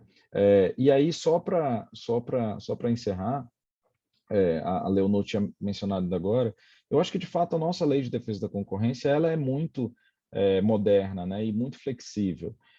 Mas o que se tem um pouco dentro desse contexto é entender que talvez Consumer Welfare Standards sozinho não seja suficiente para endereçar uma nova realidade de poder econômico que existe nos mercados digitais, que é um pouco do que o Juliano estava falando, né, uma realidade que tem a ver com poder informacional, que tem a ver com essa posição, né? A gente ouve muito falar dessa ideia do ecossistema digital, mas quando a gente olha essas legislações, não só o DMA, mas quando a gente olha o DMA, a proposta de regulação do Reino Unido, que traz o conceito de poder de mercado, status de mercado estratégico, né? Que é o conceito deles equivalente ao do gatekeeper. Na ICOA, eles têm um conceito de covered platform. Na legislação que entrou em vigor na Alemanha, se fala de significativo poder concorrencial entre diferentes mercados, né? Ou seja, entre outros mercados. Então, o que está muito claro aqui é que a realidade de poder econômico que está sendo objeto de atenção dessas leis é totalmente diferente da realidade de poder de mercado ou de posição dominante, que é típico da realidade antitruste. O que se está preocupado aqui é com a função, muitos autores falam do orquestrador, ou seja, daquele cara que tem tanto poder, e não é só um poder de fixar preço acima de custo marginal, é um poder de organizar as regras do jogo dentro de um ecossistema, é o poder de definir as regras para as transações econômicas. Então, assim, se a gente vai olhar para essa realidade econômica e querer regular essa realidade econômica, a gente tem que sair do Consumer Welfare Standards, tem que sair da regra da razão, sob pena de a gente criar um novo sistema que vai ter o mesmo esgarçamento e as mesmas dificuldades que o próprio antitruste já possui. Então, um pouco é só essa que eu queria botar aí de pimentinha aí no debate para o César discutir. Antes até de eu passar, para dar um tempinho mais para o César pensar, eu adoro, Vitor, esse seu gráfico, né? Tem um artigo que o Vitor publicou, que é até anterior à lei, né, ao projeto, que traz aqui um pouco a situação de cada um dos projetos, né? E fala muito disso que a gente acabou de falar aqui, né? Quer dizer, você tem aqui no eixo, um dos eixos, você tem essa intervenção transindustrial, quer dizer, uma política de designação ali caso a caso, né? De que a gente vai fazer com cada indústria. E você tem o eixo regulação antitruste, né? E o DMA, pelo que eu entendi, você colocou numa posição ali mais central, quer dizer, que é realmente no super eixo, enfim, não lembro mais, César, e como falam os economistas, isso aqui, mas cada vez que eu vejo esse gráfico e a gente usa ele muito em sala de aula, eu tenho muita dificuldade de entender onde está o Brasil, né? Eu acho que essa é a nossa discussão, porque o seu artigo é anterior. Então, do projeto, quer dizer, onde que a gente quer estar? Eu acho que essa é a grande dúvida, né? Onde queremos aqui dentro desses eixos? Perfeito. E só para complementar, Leonor, obrigado aí por compartilhar o artigo. A lei da Alemanha, por exemplo, é uma lei antitruste. É uma lei concorrencial, não é uma lei de regulação concorrencial. Ou seja, é Consumer Welfare Standards dentro de uma perspectiva de antitruste tradicional, só que com ferramentas de investigação da autoridade antitruste reforçada.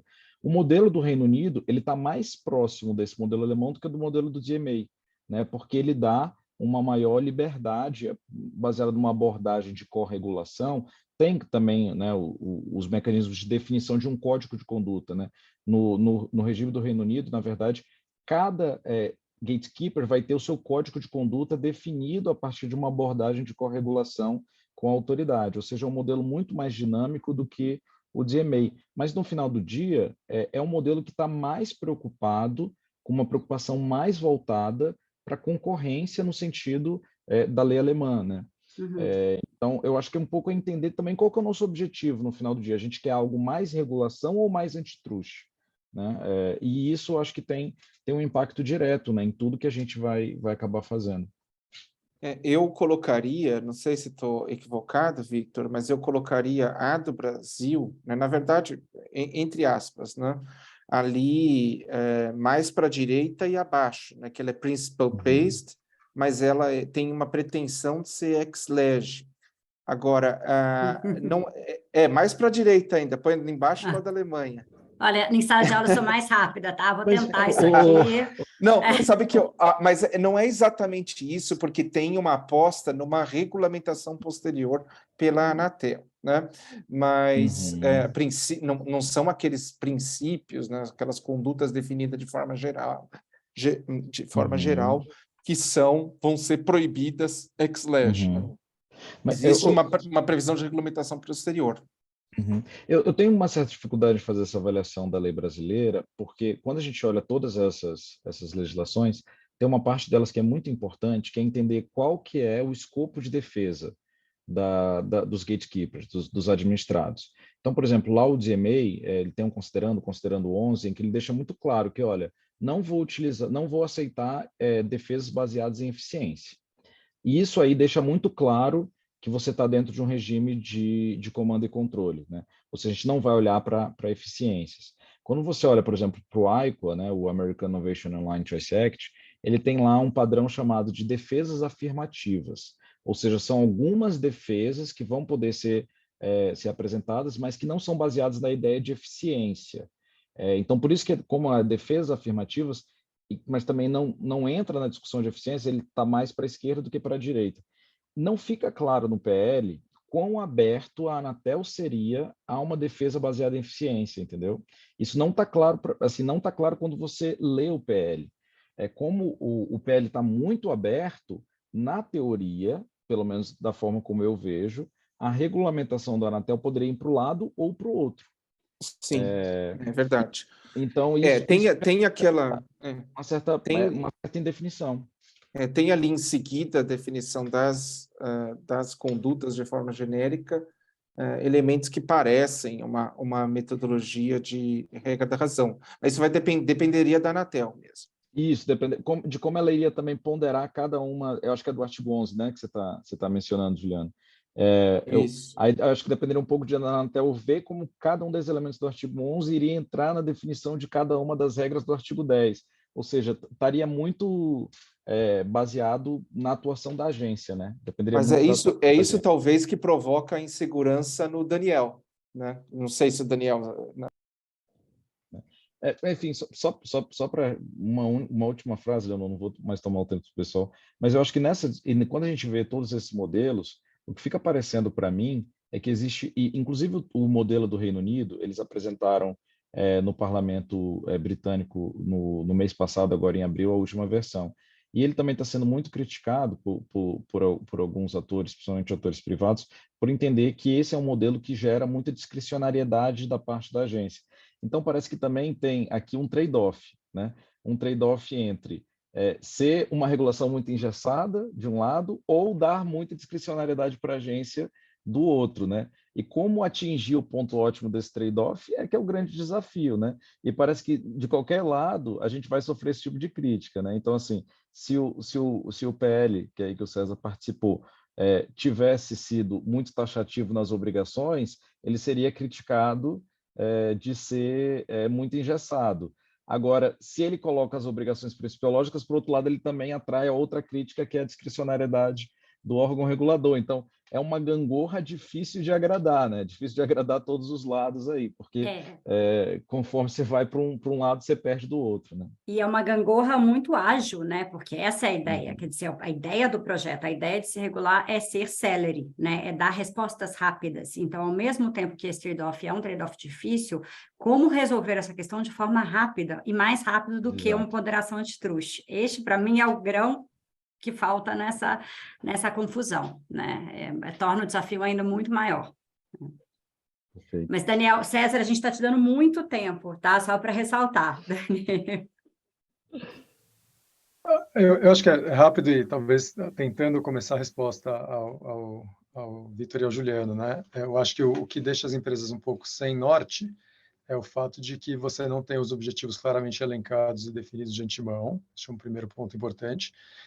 E, em segundo lugar, você não tem a divisão por mercado, por exemplo, né? Um marketplace ou uma plataforma de anúncios ou uma rede social tem dinâmicas completamente diferentes, ecossistemas completamente diferentes de vamos supor, uma loja de aplicativo. E aí, para o ponto inicial do Paulo, né? Para alguns desses, não vou nem chamar de mercados, tá? Mas para algum desses universos, pode ser possível elencar quais são os objetivos de antemão e quais são as regras no formato de comando e controle, e para outras talvez seja necessário lançar mão da regra da razão. O que eu acho que é complicado na maneira como hoje o PL está colocado, você tem trade-offs que não estão expostos, não tem uma deliberação pelo texto atual clara com relação ao que pode gerar contestabilidade, mas pode ser ruim para os consumidores. Então, vou dar um exemplo simples, né? A empresa que tem na sua política de anúncio uma série de restrições visando a proteger famílias ou determinados consumidores, ou até um alinhamento com uma regulação prévia, e aí a gente pode estar falando de criptoativos a conteúdo de nudez. não tem clareza de que caminhos ela pode trilhar sem ferir a isonomia em algum caso ou sem ser pressionada a abrir caminho para uma competição um pouco maior de outro. Hoje a gente enxerga vários desses conflitos no judiciário, que tem um olhar retrospectivo e muitas vezes pulverizado, enxerga como em vários desses mercados, né? O CAD tendo uma atuação técnica ponderada, cuidadosa e com a antecipação de que determinados instrumentos que podem trazer velocidade para soluções podem também ter efeitos colaterais graves. Então, acho que o CAD andou muito bem nos últimos casos nas indústrias intensivas em tecnologia, ao não fazer, talvez, uma chacoalhada do mercado que poderia ter efeitos muito ruins no sentido de impacto social como um todo, tá? Mas, ao mesmo tempo, de novo, né, é difícil presumir que quem compete, seja com a plataforma tecnológica, seja quem compete dentro daquele ecossistema, ao reclamar, sempre tem razão, né? A empresa, ao inovar, no nosso caso, no Google, ouvindo os nossos usuários, consumidores, a gente procura dar respostas rápidas, assertivas e mais diretamente vinculadas ao que a pessoa deseja encontrar. Se eu for obrigado a mostrar, por exemplo, resultados de vídeos de vários sites, de várias plataformas diferentes, eu vou ter que repetir o mesmo conteúdo quando eu sei exatamente qual vídeo a pessoa está procurando? Um lugar no mapa, eu tenho que dar 2 caminhos do ponto A para o ponto B em mapas diferentes, mesmo que sejam as mesmas rotas. Essa não é uma discussão simples, assim como a de política de anúncios que eu coloquei antes, porque se a obrigação for só promova mais opções para o consumidor, a gente pode ter uma gôndola de supermercado infinita. Aí vamos ajustar aí qual que é o tamanho do corredor do mercado, porque eu preciso garantir que todos estejam na mesma prateleira, na mesma altura e tão próximos quanto uns dos outros, ou de um líder de mercado, por exemplo. Ao fazer isso numa plataforma digital, sem atenção para qual que é a eficiência dinâmica e sem a possibilidade de ter um grupo de controle, para o ponto do Juliano, né? Meu temor aqui se acentua e eu me sinto de novo no parquinho ali, diferente do cachorro que está tudo bem, pegando fogo em volta. Fico preocupado porque é difícil ter clareza de qual é o caminho a seguir. E aí as empresas sem clareza de qual orientação elas devem ter, sem o norte, sem o compasso que eu mencionei antes, vão ser conservadoras e você pode sim inibir inovação e inibir que essas empresas justamente procurem competir com as empresas estabelecidas em determinadas indústrias. E aí, essas empresas que eu digo são as potenciais afetadas aí. Quando o norte também não é você maximizar o bem-estar dos consumidores, a gente, em geral, pensa em regras transversais que independem do tamanho da empresa. Então, eu nem tenho uma crítica particular aos 70 milhões ali de piso para o projeto de lei, porque tem algumas questões, o Juliano colocou antes, proteção de dados, em que a preocupação é transversal. Socialmente, eu tenho usos de dados pessoais que eu não quero que aconteçam e ponto, ou que, para acontecerem, exigem salvaguardas, exigem algumas precauções. Mas se isso não tem a ver com poder econômico, então vamos pensar com calma antes de fazer uma intervenção que é voltada a corrigir abuso de poder econômico. Bem interessante. Vamos, Paulo? Un punto que me gustaría, entramos en el debate del regulador, ¿no? Y yo lo que creo es, no hay que perder de vista el tema de que el común denominador en todas las regulaciones ex ante que estamos viendo es atender un problema, el problema subyacente, el problema que está detrás, que todas las regulaciones buscan solucionar, es un problema de competencia. En definitiva, hay un mercado muy concentrado, ergo se busca solucionar el problema, los problemas que surgen de la concentración vía regulación. Lo mencionaron, para cada una de las prescripciones o prohibiciones de la DMA hay un caso detrás, y hay un caso de competencia detrás. Detrás de todas las justificaciones de por qué se regula, hay un caso de competencia. Con lo cual yo creo que es inevitable que si vamos a discutir, si vamos a regular o no, el regulador de la competencia tiene que estar presente. O sea, el regulador de la competencia tiene que decir si hay o no un problema de competencia. Si no hay un problema de competencia, no hace falta regular. Si estamos en un mercado en competencia perfecta no hace falta regular. Y yo creo que el regulador de la competencia, lo primero que tiene que ocurrir es el regulador de la competencia tiene que decir si hay o no un problema de competencia en un mercado en específico. Porque insisto en esto, si no hay un problema de competencia, si no hay un problema de concentración, si no hay un problema de abuso, si no hay un problema de falta de rivalidad, si no hay un problema de barreras a la entrada, ¿para qué vamos a regular? Entonces, yo lo que creo es, el regulador de la competencia, yo lo pensaría, digo, si lo tengo que pensar teóricamente, yo creo que el regulador de la competencia tiene un rol, y si vamos a ir a un modelo regulatorio, el regulador de la competencia no puede estar ausente, porque es el que tiene que decir si hay o no condiciones de competencia. Y yo lo que creería es que el primer paso siempre es ver si hay o no condiciones de competencia en un mercado para después ver si regulamos o no regulamos. ¿Quiere decir esto que no tiene el regulador de las telecomunicaciones ningún papel? No, yo creo que hay mercados de telecomunicaciones que pueden estar afectados y donde se justifica que el regulador de las telecomunicaciones tenga un say importante. Por ejemplo, si hablamos de sistemas operativos, ¿no? Para dispositivos móviles, y bueno, a ver, es un mercado que influye de manera fundamental en los mercados de telecomunicaciones. Y yo esperaría que el regulador de las telecomunicaciones tenga un say en esa regulación. Si va a estar regulado, si en algún momento se piensa la regulación. Lo que sí creo es decir, regulación de plataformas digitales para el regulador de las, exclusivamente para el regulador, la regulación ex ante exclusivamente para el regulador de las telecomunicaciones puede ser problemático. Yo lo que creo es, la regulación tiene que ser siempre, en Brasil, en México, en Argentina, en UK y en China, idealmente la regulación tiene que ser llevada adelante, tiene que ser aplicada por el experto. E insisto, eso inevitablemente lleva que si estamos hablando de un problema de concentración, si queremos atender problemas derivados de concentración, inevitablemente vamos a tener que traer a la mesa a los que saben lidiar con esos problemas de concentración.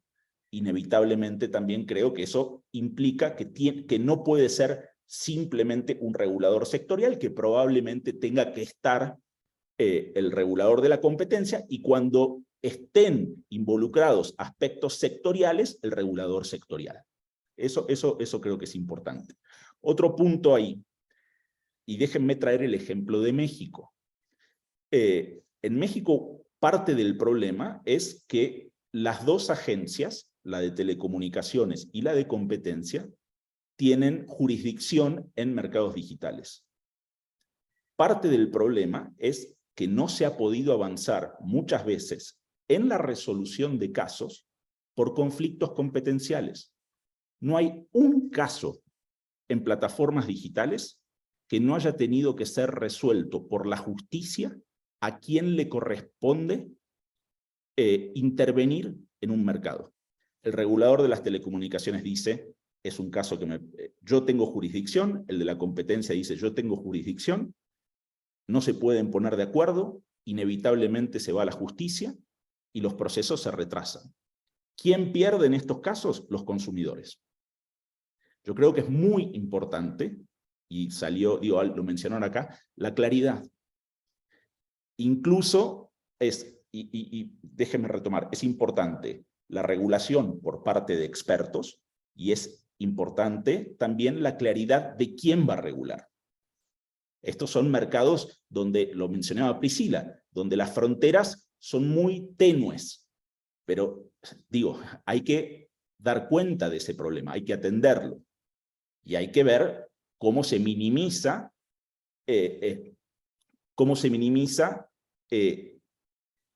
la imprevisibilidad, cómo se minimiza, cómo se da certeza a los agentes regulados, porque también lo decía Daniel, sin certeza es muy difícil innovar, sin certeza es muy difícil invertir. Ótimo ponto. E Paulo levantou uma questão importante, que é a questão judicial, né? Quando nós não temos clareza, quer dizer, o que ele defende é uma intervenção maior também do CAD, uma participação, um diálogo e uma intervenção. Então, a partir do momento que a gente não tem uma clareza muito clara, esse é um destino do Brasil possível, né? Quer dizer, a gente tem acho que é um ponto aí a ser considerado, que a depender da redação final do projeto, eu acho que eu concordo muito com a tese de que ele é um bom ponto, um excelente ponto de partida, mas que obviamente a gente está aqui para poder contribuir, né, com ele, mas a gente pode chegar a um final em que vai se judicializar muita coisa, né? Eu acho que esse é o grande risco, que é um risco que está sendo muito discutido na Europa também, né? Deixa eu passar para o César e depois passo para o Ricardo. Um minutinho. Ricardo, a gente já chega em você. Deixa eu dar a chance para o César aqui, a gente já deu muito tempo para ele pensar. Leonor não ia me perdoar de jeito nenhum, né? Eu tenho que falar. Na verdade, assim, algumas críticas foram bem interessantes e, de fato, quer dizer, deixa eu voltar aqui bem no feijão com arroz e fazer também uma reflexão conjunta com a Priscila. De fato, Priscila, quer dizer, quando você pega assim, redução das desigualdades regionais, liberdade de iniciativa, artigo 4º, né? O artigo 4º, de fato, isso aqui tudo tá na Constituição, né? Como está na Constituição, eu não sei, de fato, talvez seja uma questão que talvez ele confunda mais, quer dizer, que são princípios, não são objetivos, tá certo? São premissas, tá certo? Olha, tem que ser, mas essas premissas já estão dadas porque está na Constituição. Então, assim, a gente sempre fica naquela coisa, eu repito isso em lei, não repito isso em lei, isso a gente, quer dizer, quando vai fazer a lei, a gente tem sempre essa atração fatal de ficar repetindo um monte de coisas que já são da Constituição e já são dados, eu não preciso repeti-los. Então, de fato, eu acho que foi até colocado pelo Vitor, talvez o artigo 4º não faça sentido. O artigo 5º, que aí entra em objetivos, quer dizer, regulação das plataformas digitais que oferecem serviços ao público brasileiro, terá os seguintes objetivos. Aqui a gente teve, de fato, foi um artigo bastante discutido com a Anatel e ali dentro, junto com a equipe do deputado, junto com ele, de fato, mais uma vez, quer dizer, não foi trivial chegar a um consenso sobre qual era a melhor forma de colocar esses objetivos. De fato, eles ficaram amplos. O desenvolvimento econômico, ampla e justa concorrência entre os operadores, bem como entre os demais agentes econômicos afetados por suas atividades, de fato é uma coisa geral para caramba, muito ampla, muito aberta, mas aqui tem uma coisa, quer dizer, tem a coisa que não é o setor por ele mesmo, tem um bem comum entre os demais agentes econômicos, quer dizer, a importância de plataformas digitais tem a ver muito com elevadíssimo, quer dizer, aqui para apontar, com elevadíssimo transbordamento para todo o resto da economia. Quer dizer, eu não estou prestando atenção em plataformas digitais, é uma coisa parecida com toda vez que a gente conversa de infraestrutura. Porque tem efeitos de transbordamentos. E, no final das contas, então, não é ele por ele próprio, é por causa desses efeitos de transbordamentos que eu estou botando uma lupa regulatória específica em cima de plataformas digitais.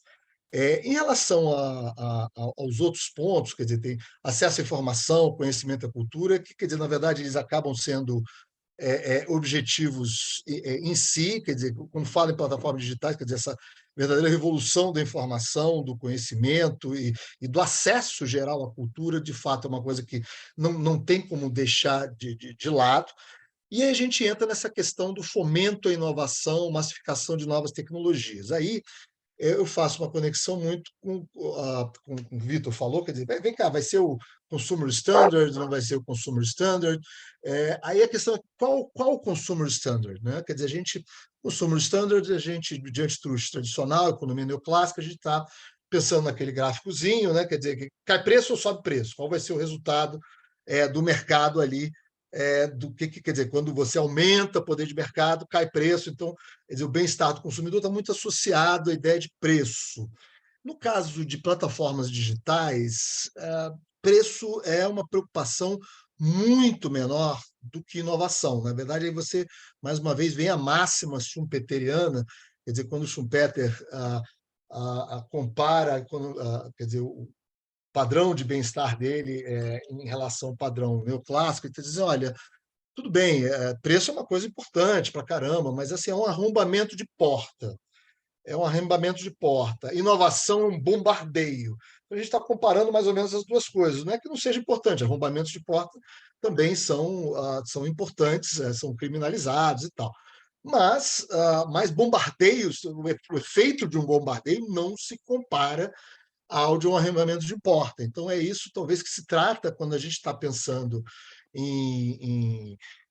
quando a gente está comparando preços, quer dizer, no consumer standard usual de economia neoclássica e antitrust, e quando a gente está falando de inovação. Então, por isso que a gente, de fato, fez muita questão de colocar quer dizer, desenvolvimento econômico e tal, seja lá isso o que for, mas com fomento à inovação, ou seja, e a gente não se importa de onde vem essa inovação, se vem dos concorrentes das plataformas ou se das próprias plataformas. Mais uma vez, esses players que nós estamos falando, eu sei até, isso talvez seja até um pouco um regozijo aí para o Davi, de fato não me importa de onde estão vindo, e esses players, Google, Apple, Amazon, eles estão muito longe de serem aqueles gatos gordos de armazém, eles são muito inovadores, tá certo? Então, qualquer coisa que eu faça, eu quero incentivar a inovação deles também, tá certo? Eu quero... Então, por isso que talvez tenha essa dificuldade grande de esclarecer exatamente quais são os objetivos. E aí a gente entrou nessa coisa de dados, portabilidade, na parte de objetivos, e eu disse assim, olha, o importante são incentivos a isso, mas não obrigações para isso. Quer dizer, quando você olha um pouco de EMEI, tem um pouco mais a cara de obrigações, tá certo? Eu disse assim, olha, no final das contas, eu já incentivo, assim, foi tentar calibrar a linguagem para uma coisa mais de incentivos, mas não de obrigações, porque muito dessas coisas, quer dizer, são apropriáveis, porque tem super valor econômico, e a apropriabilidade, mais uma vez, tem a ver com inovação. Então, assim, o cuidado que nós tivemos nessa de escrever este artigo 5º foi, de fato, um cuidado que pode, que de fato dá espaço para essa crítica de, puxa, afinal de contas, esses objetivos não estão claros. Eu concordo em certa medida, mas o fato é os trade-offs na regulação de plataformas são trade-offs bastante finos e, para mim, eu particularmente, também não sou muito claros. E por isso que, de fato, mais uma vez, está deliberadamente bem aberto. Isso, olha, assim, eu digo muito assim, olha, ser tudo interoperado. Tá certo? Isto, como objetivo, eu resisto. Eu resistiria a esse tipo de colocar isso como objetivo em si. Um incentivo à interoperabilidade, me parece, é uma questão de como se usa a linguagem para descrever objetivos num mundo num grau de incerteza em relação à inovação, porque, mais uma vez, o antitrust é bem construído para essa coisa neoclássica, para esse mundo neoclássico. Eu traduzo tudo num gráfico. A concorrência por inovações, que é essa coisa schumpeteriana, que é a característica fundamental de plataformas digitais, quer dizer, de plataformas digitais a gente não está falando tanto de preço, está falando muito menos de preço do que a gente fala nas nossas discussões de antitrust tradicional.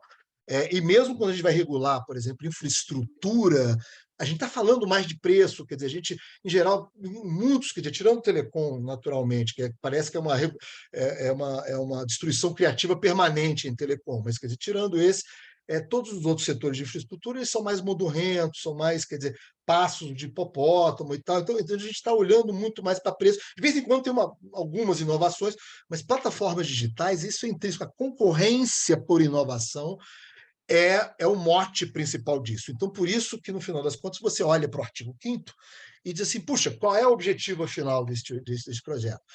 Eu concordo com a dificuldade, concordo bastante com essa dificuldade de depreender, de retirar do projeto este objetivo, que pode, de fato, confundir os agentes, eu não estou negando isso, mas assim apenas ter um pouco de complacência e empatia com o drama do legislador, né? Do espírito do legislador. Quer dizer, quando você está lá, diz assim, puxa, como é que a gente vai colocar isso? Quer dizer, porque dados esses trade-offs e essa característica peculiar de plataformas digitais, e Priscila, eu queria ouvir você também, porque eu queria compartilhar esse drama com você, então eu não queria deixar a Anatel de fora, porque quer dizer, nós discutimos essa coisa, então, de como ela viu esses dramas dentro dessa redação que a gente colocou. Mas, mais uma vez, eu de fato, eu concordo muito com o Vitor, o artigo 4º a gente é despiciando, quer dizer, a gente pode... a gente, de fato, talvez poderia pensar, porque talvez ele confunda mais do que esclareça. E o artigo 5º foi um exercício de conciliação que realmente ele pode ter problemas, mas ele, no estado da arte agora, talvez seja o melhor que a gente pudesse fazer.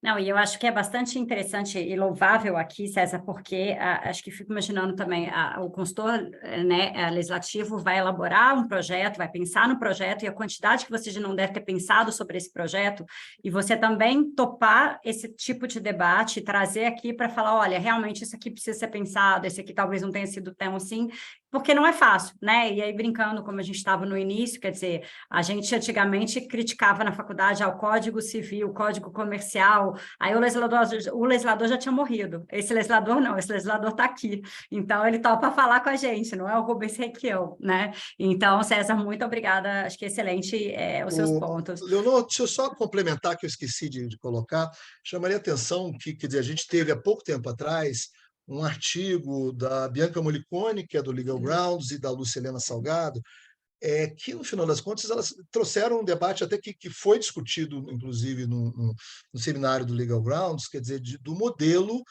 qual seria o modelo ideal desse tipo de regulador? É a Anatel? E, eventualmente, elas fizeram, quer dizer, elas levantaram algumas hipóteses de você fazer uma coisa parecida ali com a Câmara de Medicamentos, lá quer dizer, que fica próximo da Anvisa. Você bota vários órgãos, poderia botar NPD, CAD, quer dizer, Senacom, consumidor, quer dizer, na verdade, dado que são múltiplos objetivos e talvez quer dizer, esse bicho diferente aí que o Vitor descreveu, esse bicho esquisitão e diferente que estão sendo criados, talvez, quer dizer, ele possa olhar para vários pontos ao mesmo tempo e ter um formato diferente, quer dizer, num conselho, quer dizer, que vai ter uma estrutura decisória talvez diferente. Quer dizer, eu não tenho nada fechado em relação a isso, mas elas trouxeram essa perspectiva, saiu, na verdade, de um seminário nosso, do lado do Legal Grounds, lá do Juliano, e que talvez não seja algo a se desconsiderar. Eu acho que é algo a se pensar na medida que vai se discutindo esse projeto. Interessante, muito obrigada. Temos espaço para uma perguntinha aqui, Ricardo. Bom, vou tomar só a liberdade de fazê-la, porque ao vivo, oralmente, porque a Leonor abriu esse espaço lá no início, mas só primeiramente a cumprimentar aqui os painelistas, Priscila, Paolo, César, Daniel, Juliano, Vitor, prazer revê-los, na verdade. O César abordou um pouco da minha pergunta na resposta dele, mas eu queria, acho que, ser um pouco mais específico, né, no ponto. Vocês estavam discutindo um pouco atrás, um passo atrás, antes da fala do César, sobre a questão das eficiências e como elas devem ser consideradas, ou não, na verdade, nessa regulação ex-ante, fazendo sentido, porque não faria sentido considerá-las, senão a gente voltaria para um antitruste tradicional, e enfim, a gente estava nesse debate. Quando a gente, e aí, só para complementar, o César, você falou muito agora sobre a questão da inovação, né? E geralmente a gente se coloca a inovação de uma forma um pouco genérica, isso vai barrar a inovação, não vai barrar a inovação, mas fazendo isso de forma muito específica, né? E no framework de análise. Alguns professores, inclusive, quando vai aplicar o framework de análise tradicional hoje, eles colocam a inovação fora dessa análise de sopesamento entre eficiências e prejuízos em que a conduta pode causar, porque quando você está diante de uma inovação, a justificativa, eu acho que é a expressão que você usou, César, de um bombardeio, é muito difícil você quantificar os benefícios de uma inovação, e, na verdade, ela é o ponto máximo de concorrência que a gente pode imaginar, principalmente em mercados digitais, mas em qualquer mercado a inovação é o ponto máximo de concorrência e que necessariamente causa prejuízos para os competidores, né? E leva a ganhos de mercado. Pensando numa regulação ex-ante, aí, conselheiro Vitor, você tinha mencionado sobre até o projeto americano que fala das defesas afirmativas, em que alguns tipos de defesa são aceitas, outras não, né? O que vocês pensam para o Brasil em termos, aí uma pergunta realmente pessoal e específica, o que vocês pensam de uma regulação, que eu até entendi que da fala do César mais principiológica, mas pensando em algo que seja realmente de lá comando e controle, sejam previsões mais específicas. Vocês pensam que a inovação seria uma justificativa que não seria levada em consideração de qualquer forma, no sentido de que não vou fazer nenhum tipo de sopesamento, ou a inovação, até dentro dessa lógica de estar fora desse sopesamento, ela seria considerada como uma defesa? Aí, de forma específica num caso, né? Olha, isso aqui é uma inovação, isso aqui está sendo acusado de um self-preference, ou isso aqui está sendo acusado de uma venda casada, ou de um bundling, de o que quer que seja. O que vocês entendem? Inovação seria, pensando numa regulação, seria parte da defesa? Você poderia alegar isso? Ou não poderia, e mesmo diante de uma inovação, e eu estou falando de uma inovação legítima, tá? A autoridade deveria julgar se é uma inovação ou não, mas vocês considerariam isso como válido ou não? O que a lei deveria prever? Alguém? Quem quer comentar? Para quem é a pergunta? Para quem é a pergunta? Não, na verdade, eu fiz para todo mundo, tá? Para quem quiser, então eu vou começar, cara. Então eu vou começar. Eu acho assim, uma insanidade completa desconsiderar inovação no mundo de plataformas digitais. Eu acho que, assim, vamos pensar em loja de aplicativos. Vamos pensar em loja de aplicativos, que foi um negócio, quer dizer, que eu acho que foi a Apple ali, mais ou menos, que começou, o Google se seguiu, disse assim, puxa, isso vai ser uma boa. Nós estamos falando uma coisa da década retrasada, no final da década retrasada, e que hoje, quer dizer, a influência disso nas nossas vidas é brutal. De qualquer maneira, inovação, quer dizer, vai ser muito difícil você julgar pelo resultado da inovação, porque ela vai ocorrendo muito aos poucos, e você muitas vezes não sabe. Por exemplo, agora o Facebook está nessa luta aí do metaverso, muita gente está rindo, não deu nada ainda, o cara botou um monte de dinheiro ali, não deu absolutamente nada, ou deu lá uns avatarzinhos, umas coisas bonitinhas e tal, umas coisas esquisitas. Mas o fato talvez não dê em nada, mas existe uma possibilidade de, se der alguma coisa, é uma coisa tão transformadora das nossas vidas, tá certo? Tão transformadora da vida do ser humano, que, assim, se simplesmente jogar fora essa, quer dizer, se existir uma conduta qualquer, cujo, quer dizer, ou questões de apropriabilidade de dados e tal, que foi o que gerou isso, foi o que teve conexão com essas inovações, eu simplesmente desconsiderar isso em qualquer discussão regulatória, eu acho que, no final das contas, eu preferia não ter regulação. Aí eu estou falando mais do César liberal, tá certo, do que qualquer outra coisa. Mas, assim, eu acho, assim, dado de como funcionam esses mercados, professor Paolo, tem tipping, eu concordo, externalidade de rede, dados o novo óleo, eles geram coisa de poder de mercado, mas, de fato, mais uma vez, a característica desse mercado, e mais ou menos ele vai nessa toada que veio de telecomunicações já de muito tempo, é um processo de destruição de criativo que, de repente, vieram as plataformas digitais, uma coisa meio diferente, mas, veja, quando a gente pensou em agência reguladora, a gente pensou na Anatel, a gente pensou em telecomunicação. Puxa, esses caras conhecem de regular coisas que são nem sempre da melhor forma, viu, Precisa? Mas assim, em geral, da melhor forma. Mas eu digo assim, é algo em que nós temos que pensar, realmente é um ponto de reflexão fundamental. E eu acho que assim, a resposta curta para a sua pergunta é de jeito nenhum, tá certo? Desconsiderar a inovação em qualquer defesa de eficiência de qualquer conduta quer dizer, se você não fizer isso, mais uma vez eu preferia não regular. Eu acho que está dentro, não há como fazer de outro jeito, considerando esse setor. Eu acho. Eu acho que excelente pergunta, Ricardo. Eu acho que assim, quando a gente está falando de análise antitrust caso a caso, existe uma possibilidade de você analisar um pouco essas defesas, né? Aqui houve uma inovação, desenvolvimento de uma inovação, e assim, ao mesmo tempo é super difícil, né? Como internalizar a inovação na análise de conduta anticompetitiva, porque existe um debate mal resolvido na teoria econômica sobre inovação, que é o debate Aron versus Schumpeter, né? Ou seja, o que é melhor para a inovação?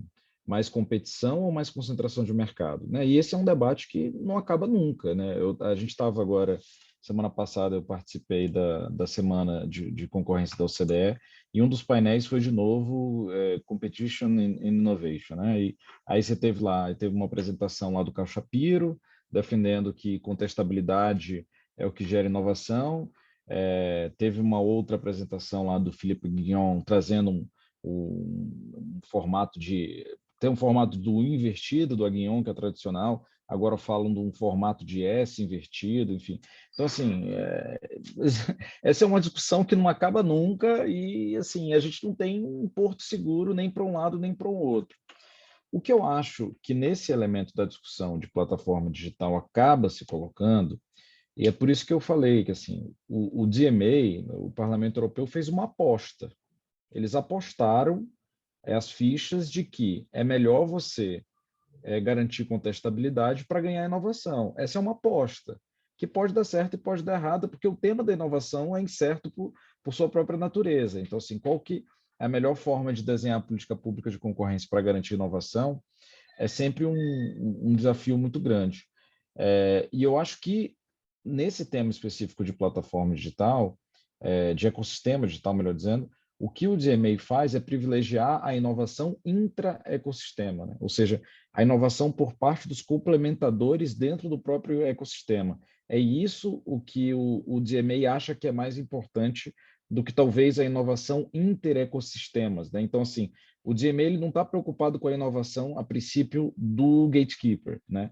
Se o gatekeeper vai produzir uma melhor inovação, o que ele está preocupado é dar oportunidade para os complementadores inovarem e, eventualmente, captarem as rendas dentro do ecossistema que é orquestrado pelo gatekeeper. Então, assim, a discussão é super, vamos dizer assim, envolve uma decisão de política pública, eu acho, que é uma decisão que a gente tem que tomar um pouco dentro de um estado de incerteza mesmo, né? Porque você não tem uma confiança de que como que o mercado, ainda mais o mercado desse tão dinâmico, vai ser mais inovador a partir dos parâmetros de competição. Então, assim, eu sei que no final das contas não respondi nada, mas é porque eu acho que quando o DMA toma essa decisão de falar assim, eu não vou olhar para a defesa baseada em eficiência, não vou olhar para a defesa baseada, no final das contas, também em inovação do gatekeeper, é porque ele está apostando em um outro tipo de inovação, que é a inovação intra-ecossistema, né? Eu vou super rápido, só porque eu concordo com vários pontos da fala do César e do Vitor, eu também não vou responder nada, mas acho que é importante trazer um elemento que é o seguinte, o Schumpeter falava em destruição criativa, mas acreditava na inovação vinda dos grandes monopolistas, das empresas enormes. A gente vê o TikTok, que não tem 7 anos, com 80 mais milhões de usuários no Brasil, e fica difícil achar que a gente tem que apostar só em inovação intra-ecossistema, quando justamente um caso que era tido como poster child ali, exemplo forte de tipping point, de efeito de rede, e que ninguém vai deslocar mais a Meta, o Facebook, do lugar que ele está, é desafiado por uma empresa nova que é isso, inovou, fez um formato diferente ali, diferente do Snap, não era simples de absorver na plataforma original, e eles conquistaram um espaço sensacional. Muitas mensagens, excelente. Obrigada. Eu não vou competir com a fome de ninguém, mas tudo que eu sei é que para uma boa palestra, um bom evento, eu digo sempre que a chave é a quem você convida, né? Então, nós tivemos aí a felicidade de escolher pessoas extremamente qualificadas para esse debate, que é um debate que vai longe. Esse ano promete, né? No segundo semestre, a gente tem aí, né, a previsão desses debates na Câmara, então vamos acompanhar aí, ouvindo com o radinho no ouvido, né, os fones de ouvido, para a gente poder realmente entender para onde vamos nessa discussão. Queria agradecer imensamente por aceitarem o nosso convite, Daniel, Paulo, Vitor, Priscila, Juliano e César. Não é, como eu falei, não é um tema trivial, não é um tema fácil e muito menos um tema confortável, né, para se discutir. Então, muito obrigada a vocês pelas super contribuições, foi excelente o evento, a gente adorou, ele vai ficar registrado na nossa plataforma do Compete, aliás, deixo aí a propaganda para quem quiser participar das nossas discussões, tá? E com isso encerramos. Muitíssimo obrigada a todos os participantes aí, tivemos um público de 70 pessoas do início ao fim. Excelente mesmo, muitíssimo obrigada.